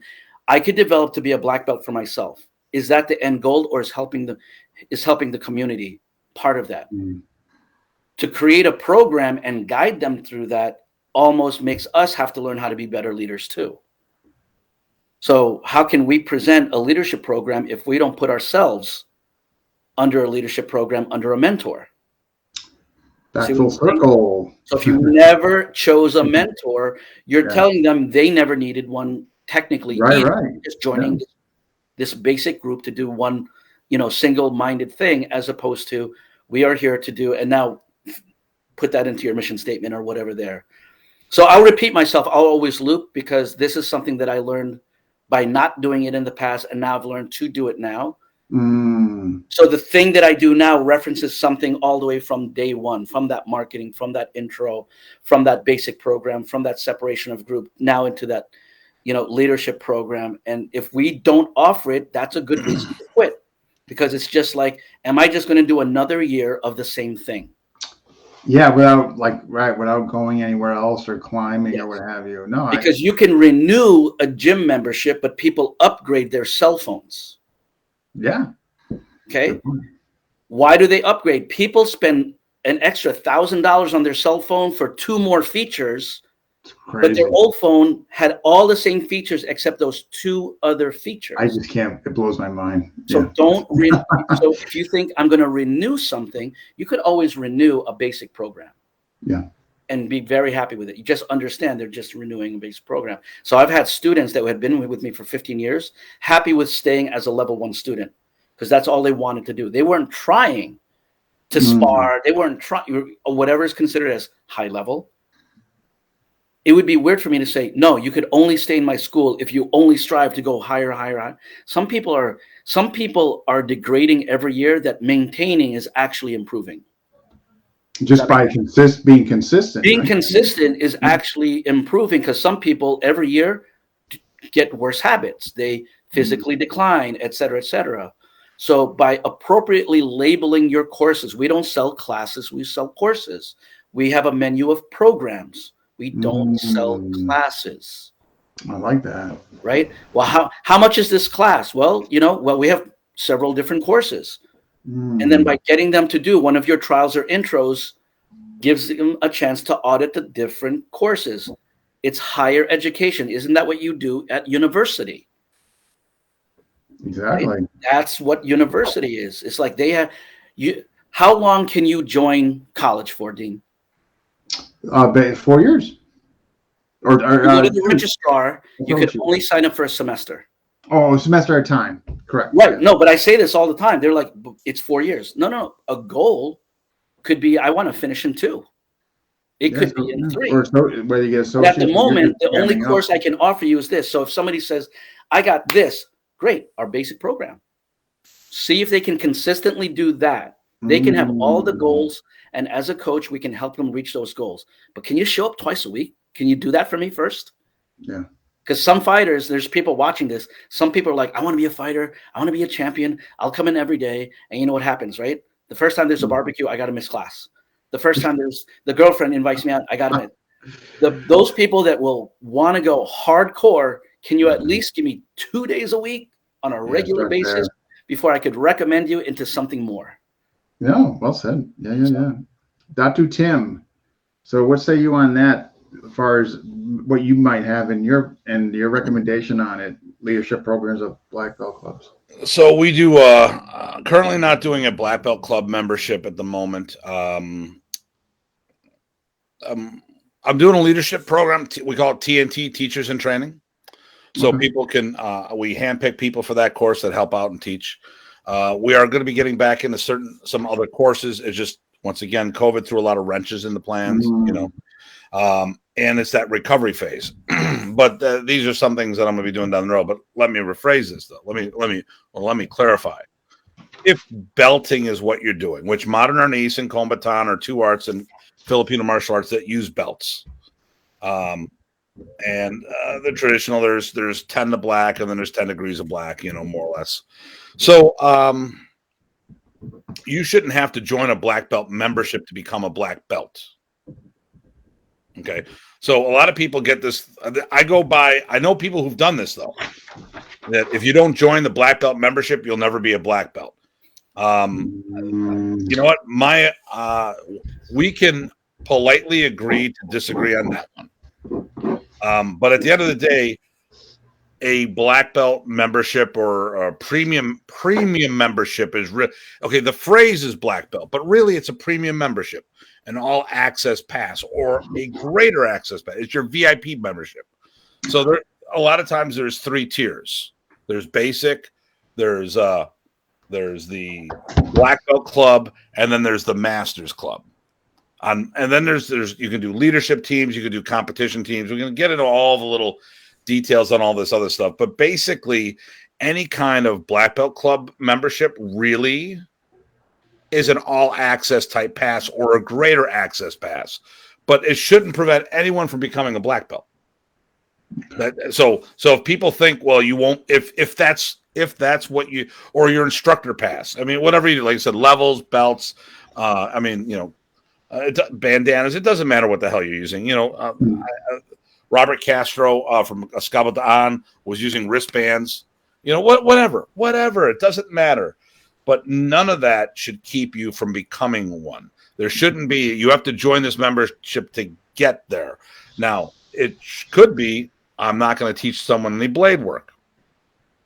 So, I'm not going to teach them any groundwork. I'm not going to teach them sword work. Maybe there's a, fill in the blank. I mean, maybe there's just some like, okay, maybe you're not going to teach them any of your piper unless they're in this program. And also, they can't buy into that. They have to be nominated for it.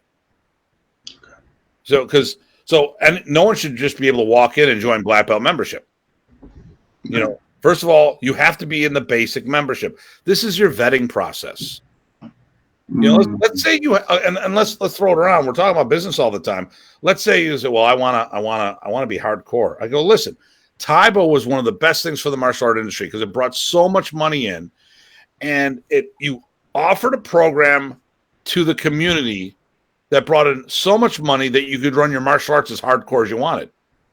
I mean, Tuhan Aladra, I think, didn't he have like 400 cardio members at one time? He had a lot of cardio members, but he was in the Taekwondo industry. That too. It was Taekwondo schools while he was also running. Oh, definitely. Yeah. So I mean, his prior to him moving to Florida, when he was in Maryland, his Filipino martial arts, he ran as hardcore as he wanted because he only had about 20 people in it.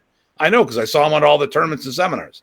He was not running an FMA school, but all that money that came in from those projects let him run his FMA as intense as he wanted it to be.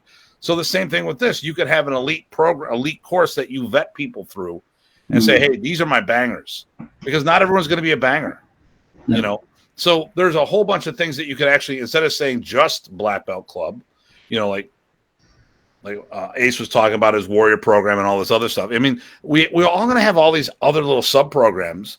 There are a few people that I bring to the side and say, hey, listen, we're going to bang a little harder. I want you to show up on Thursday.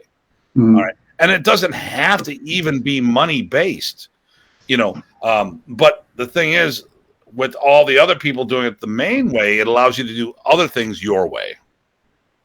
Okay. Yeah. No. Wow. I mean, those are, to me, you guys are just giving great stuff. I did get a question in, and the question is, what are the most common problems encountered by new schools within the first year that can be easily resolved? Guro Ace, you want to take a crack at it? Other than having a plan to start with. And I think that's what it is. People, here's what I've seen a lot of new people do. Now, does that mean I know every new person? See, that's the other thing. It's like, they get an opportunity and they jump on it. So they'll be like this, hey, I was driving. I always wanted to open up a school. I found a space, and then, I negotiated for that. That is not the same thing as I had a 6-month plan. I had a 12-month plan. I created this and I created that. So I think if you track back what we're almost at, 2 hours, whatever we just said, that's the most common problem. I never had an intro process. I never had a website that brought in the right type of person, right? Because there are leads and then there are qualified leads, right? During this call, I had 5 leads come into my cell phone. So to make it a case study, I looked down a couple times and I was responding. So I booked 3 intros during the call, right, through text. And there was one that was very honest. I stumbled by your website, not sure what I wanted to do, blah, blah, blah, blah. That was the only one I didn't book, but I was being honest. I was just like, just to let you know, I can give you contact later, et cetera, et cetera.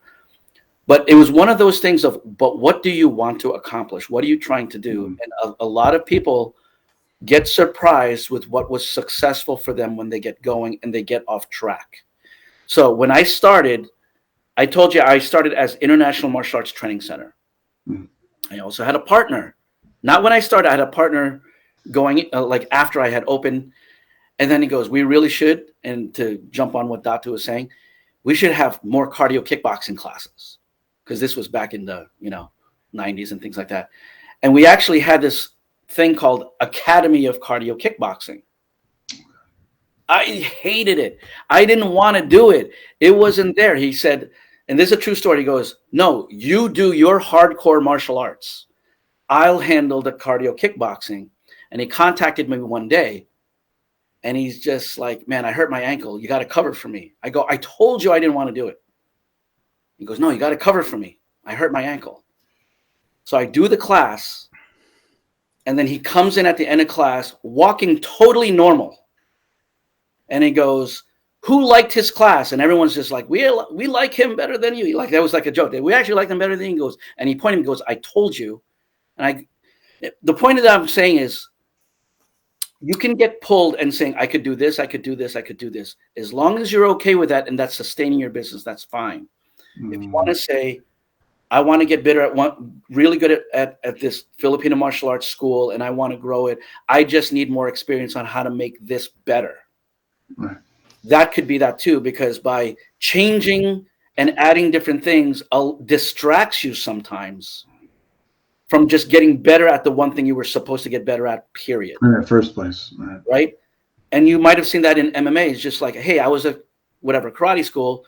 Now I'm doing BJJ. Now I have to do Muay Thai. And then we jump on trends. And I'm not saying it was trend, because Muay Thai is legit and BJJ is legit and all those. But it pulled you from the school that you originally opened. And sometimes you get stuck to try and satisfy those students that you didn't necessarily want to attract to begin with. Right. So if you're like, I want to do FMA, I want to concentrate it, I need some experience, I need to work with other people, I need to learn the business. Those are the steps. And if you deviate from that, it's sometimes hard to come back, because now you have to fire your clients, just like Datu said. Now you got a bunch of clients that you don't want to let down, and you're now dreading going there. Now you're going to work. Yeah. You get my point? Now you're going to work, because you got to do these classes that you don't even like doing because they're paying you, but you're the one that accepted them in based upon a decision. Right. Now they're like, this is not what I thought it was supposed to be. Yeah. Well said. Yeah. Like now it's chore. Like, yeah, you're driving in there. You're like, Right. You'll never work a day in your life if you really love it. Now you're doing the thing that you don't love. You've delegated the accounting. You've delegated the website. But now you're on the mat literally doing something that you didn't want to do. And maybe that's 5-year-olds. Who knows, right? Yeah. So whatever that turns out to be, that's what I believe. I'm not saying that was me per se. I'm saying I can see this really being an easy path where if you talk to 100 school owners, they're going to say there was this period of time that they really dreaded doing blank. And I think that story can fit into a template for some people of going down a path that they thought was going to be temporary, and it never stayed temporary. And now they're doing something different. Yeah, the door's closed. Yeah.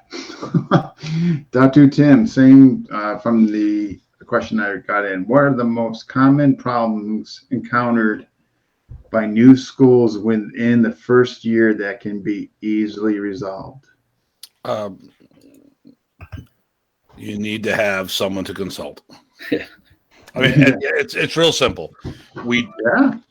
I would say the bulk of most martial arts schools that have any, or even successful schools, they go through this growing period, and there's a lot of trial and error, like advertising. I've invested tens of thousands of dollars to find out what doesn't work. What doesn't work? Okay. And if someone could have, I mean, I'll fast track that for others. I've just for advertising, I get that stuff all the time, and people are like, and now my mindset is, okay, your product work? Yeah, we'll prove it. What do you mean? Well, here's my testimonials. Have you ever done it for martial arts? No. Well, then it doesn't work. What? I go, you've got no case study. Let me be your case study. you give me a free membership for X amount of time, prove that it works. Because if your product works and brings me clients, well, guess what? I'll sign up and pay for it if people come through the door, But and that's what I would tell people as a mentor now. Now, so the thing here is, you don't have your Marshall business education. If you got it ahead of time, then by all means, you're going to eliminate a lot of the problems. But if you came in this and just did it the way everyone else does, your biggest problem is that you really have no clue what you're doing in running a martial arts school, because part of that is understanding the business. That doesn't mean you can't run classes. You might run the best classes in the world, but the best classes in the world will not pay the bills. You still have to know how to write a check. You need to know how to balance the books. You need to know how to do advertising. That has nothing to do with martial arts. Right. So, and that's the problem. People think too much. There are far better martial artists out there in the world than I am that would lose their livelihood trying to do what I'm doing today. Yeah, in a month or something. This is what I hate. I'm about to do another turnaround in some of my seminars. Lately, I'm whatever people want me to be, so I'm not threatening to them. Now I'm being, you're the business guy of Filipino martial arts. No, I'm the guy in Filipino martial arts that can kick your ass. And I'm going to start doing that more in my seminars, showing more of what we actually do. Now, it doesn't mean I'm going to hurt people. What I'm saying is, lately I've had this thing of, Tim knows the business. No. Tim knows the art, and he's also good at business. Two different things. Here's the question. How many people know the art that are not good at business? If you don't have that education, and then I don't care what your business is, if you've never done it in martial arts, you may not know how to apply it to what we do. It's that you need that Rosetta Stone to cross things over. There's a lot of things. I was listening to two guys from the Maya Elite, Maya Martial Arts Industry Association. And I'm an elite member myself, and they were talking to a friend of mine, who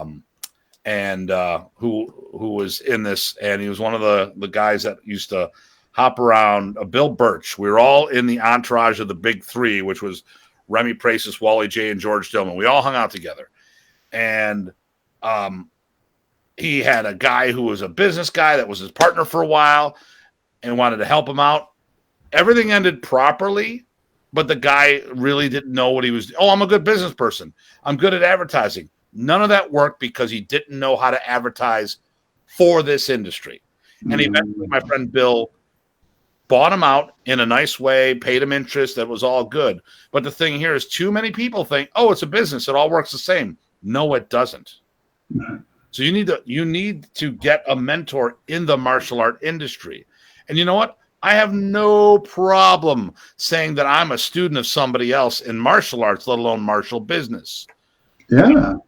I can't tell you how many times I keep putting on white belts. I have a photo, a little meme I put up, me with all my black belts, wearing my BJJ white belt, and says, "Who says once you go black, you can't go back?" Oh my God. So when I showed up, you heard it here. It took twice for a brother. I had to put up twice for a brother to come out and give me an LOL on that one. But the thing here is, you'll see photos. I showed up for my Kuntao and Sikaran instructor. I had the whole uniform on. He goes, "Where's your black belt?" Because I was wearing a white belt. I go, it's at home in Buffalo. But you're a black belt. I go, "Not in Kuntao and Sikaran. I'm not. I'm a white belt." Okay. And he smiled and laughed, and now I'm a black belt in both arts, But I started over, and I didn't let who I was in my martial art career get in the way of the education of my martial arts. Well, why the hell would I let that get away with my business martial arts? Absolutely. So I'm the first guy to all these conferences going, "Hey, I'm a seminar instructor who's trying to make my school more profitable. So some of this stuff is Greek to me. So I'll probably be the first guy when they sit there and go, 'Who's had a problem with this?' I'm like, I have. Everyone else is waiting for someone to ask. No one else has had this problem, and I'm usually walking in the room. Oh, you're talking about me? Yeah, it's me. This guy right here.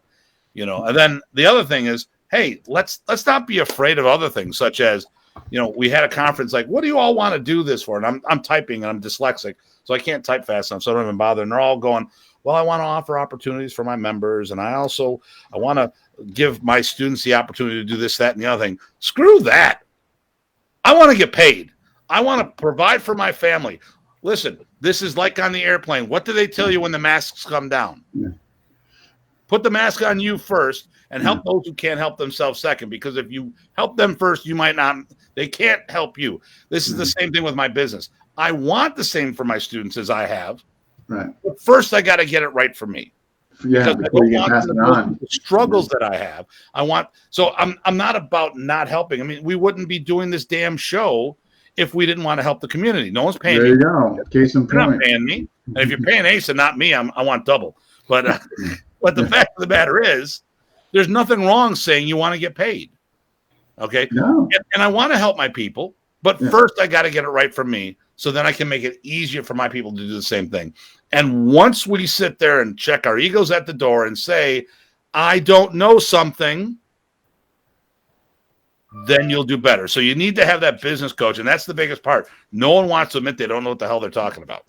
Yeah, I mean, but it's been awesome. So, guys, we're going to it. So I'm going to give, Guru Ace, quick closing thoughts to the community. You know, it goes back again. Find a mentor. Really understand what your time is worth for you, because this is still a business. It can't be a dirty word. People are like, this is, I'm not even going to say what everybody has said in the past, but most people don't believe you. You don't do that in your own job. You go to your own job saying, I do really good work. I deserve a raise. I put this amount of time in. I put this amount of education in. I put this amount of money in my education in. And that's a whole nother thing. If you haven't put a lot of time into your martial arts education and paid and do all those things similar to what people do in their careers, understand that you need that in your business. And entrepreneurs work harder than anybody else, because no one's going to save us from that. We don't have the boss to lean on or even complain on, because we're the boss. Yeah. When we have that in check and we understand that we are accountable, as he says, I think that that's going to be the closing words. Number one, find some people that you want to talk to and be accountable with. I do. I speak to Tuan Apollo. We talk about everything from the numbers of our schools all the way down to the marketing that's going to happen in the next quarter and all of that. And you have to not be hiding under things, right? People will always, it's just like when people put photos of themselves on social media, but it was from 15 years ago just to make themselves look younger and more fit, right? Because somebody thinks that, you had pizza last night.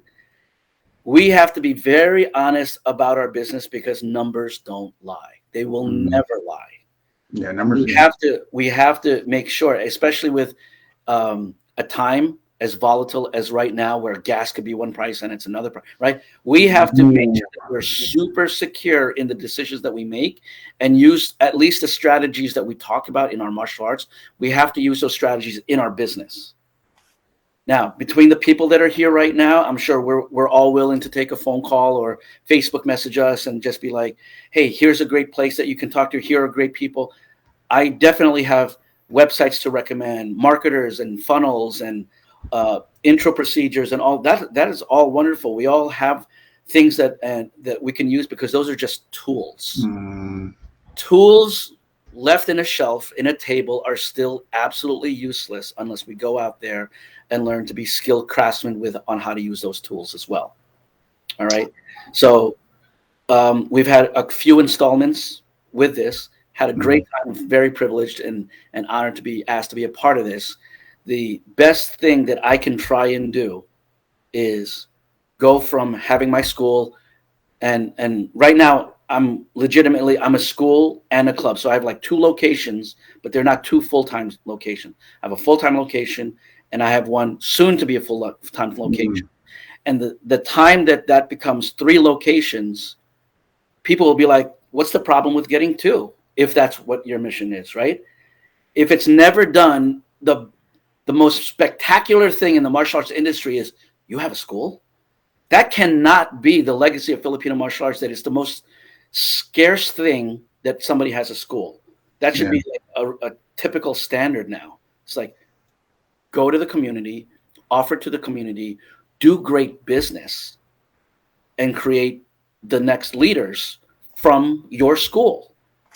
And then eventually that will scale all the way out, just like how long does it take to do a mile? The second somebody got that, amount of time in running a mile, everybody seems to be able to get that same time the next year because it's possible.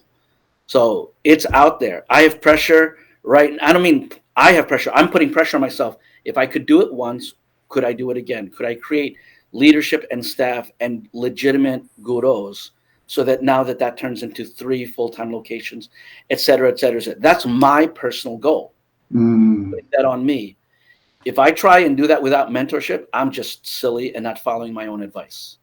So whatever we've said, we're saying it because we're all an open book here, and we're probably following that because it came from experience of not following what we just said to people right now. So that's it. We've made a lot of bad decisions to somehow get wise. And I'm not all wise. I'm just wiser. Yeah. Not all. Yeah, right. No, well said. I mean, yeah. Wow. Again, folks, free advice. Yep. Datu Tim, closing thoughts.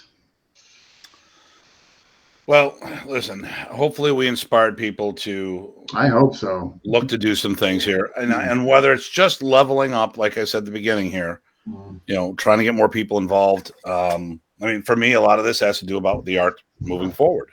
Will the Filipino martial arts lose a lot of its members' systems over the next 5-10 years or so? And I think a lot of these arts are going to end up dead-ending once the leaders are gone. I think 10 years and 20 years, I think we're going to see a different landscape. Ed Parker died. Actually, yesterday or today is his anniversary. It blew up after he passed. It kept going. Actually, it kept going because there were schools. Okay. Modern. There weren't backyard clubs. There were schools. Okay. That is not going to happen. I've already seen what's happened. If you look around, you see the different styles. Modern Arnis was one of, if not the most practiced Filipino martial art or Filipino influenced program in the world, and it is no longer that. Okay. Other arts are going to go. Kombatan was another big one. Modern Arnis derivative, same thing. Who knows what's going to happen when Nick Elazar and Bobby Tabuada are gone from Balintawak? And to fill in the blanks. You can keep going down. What happens to Jeet Kune Do when Guru Dan is no longer with us? So having those brick and mortar locations make the future much more possible. And like I said, hey, listen, anyone wants to get a hold of me? datutim@gmail.com. I do professional consulting. I know Ace probably does the same. We've donated a lot of our time for the community. If people want a quick call, I'm more than happy to go over a couple quick things with them. But you need to find someone, even if it's a local school owner, to go underneath them to learn this stuff. It's an investment in the future because you have the material the rest of your life. But here's what I'm going to say, and this is someone else said this, but it really spoke to me. We have the best damn job in the world. We teach 3 to 6-year-olds character development and gross motor skills when it's most needed in their life. We teach 7 to 12-year-olds about self-confidence to stand up to those bullies. Teenagers going away to college, giving them material that could potentially save their lives from being assaulted. Taking that 35-year-old who's 1 cheeseburger short of a heart attack and giving them a path for better physical fitness and exercise. We got the best damn job in the world, and I'm proud to be a member of that. Wow. I just, in conclusion to both of you, I want to thank you. Profound respect to both of you, and thank you for, coming on and doing this 3 times. And I truly appreciate it. And I think for the community, I hope that, like I said, I hope this does inspire some to, again, level, if not thinking in terms of the school, even to level up or improve status quo. If you're teaching at a church or what have you, getting more students, improving upon your systems, your methods, from maybe getting a mentor to getting an accountant, whatever you can get out of this. If it helps you, please mention that in the group, or send these guys a thank you. But let us know if this is helping any of you. I would love to hear the feedback on that. So please, let us know. You can message these guys or listen to the group. But again, thank you guys. I really, really appreciate it. I think you guys did a tremendous service for the community by doing these 3 episodes, and I hope the majority will watch it. I'm gonna, of course, download it, post everywhere. Yeah, let me just see. Yeah, definitely great inside perspective. Absolutely. This service, yeah, these guys provided it. Absolutely. Hey, and then anyone I'm looking at my calendar here. On September 28th, I run FMA Talk. And, wait a minute, Dean Franco's going to be on it. So I'd love to be there for me interviewing. Yeah. Asking. I've been accused of interrogating somebody. I've been told that interrogation. I go, there's a difference between an interview and an interrogation, right? It's called jail. We're going to find out. But and we want to find that secret, about PG Ty. So we were both going like, what the hell's that? So it's going to have a very humorous touch to it. So life changing. Yeah. He didn't know he was a Martian. There we go. Yeah. Guru, before you sign off, I just really I didn't want to end without first just thanking for not just being on here, but the people who allowed us to open up our schools. I really want to thank God for putting me in the path. There was a point where I didn't think I was going to be a school owner again, and to keep doing so. There was a very pivotal time, and when I did that, it was to open up a Filipino martial arts school. I want to thank Tuan Apollo for, putting it on me to be my accountability partner and my mentor, and showing all of those things. I want to thank my wife for grounding me and as a martial artist herself, always keeping me on my toes and making me better. And she's every single day proving that this was the decision that was correct for me. And she's by my side by herself being an amazing martial artist and Guro as well. And all the Lakan Guros and instructors over at Norwood and Bergenfield that are helping me have the platform. And then them being that, when you talk about, hey, you have those 5, right?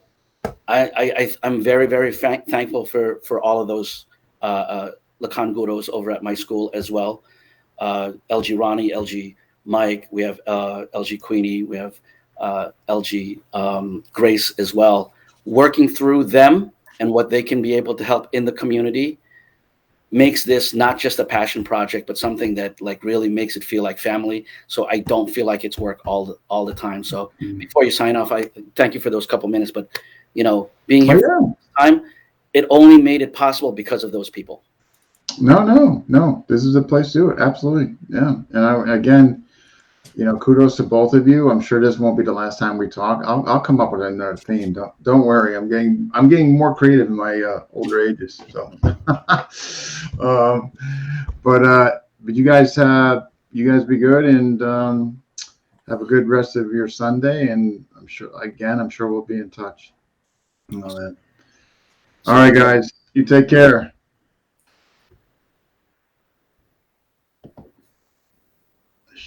Yeah, okay.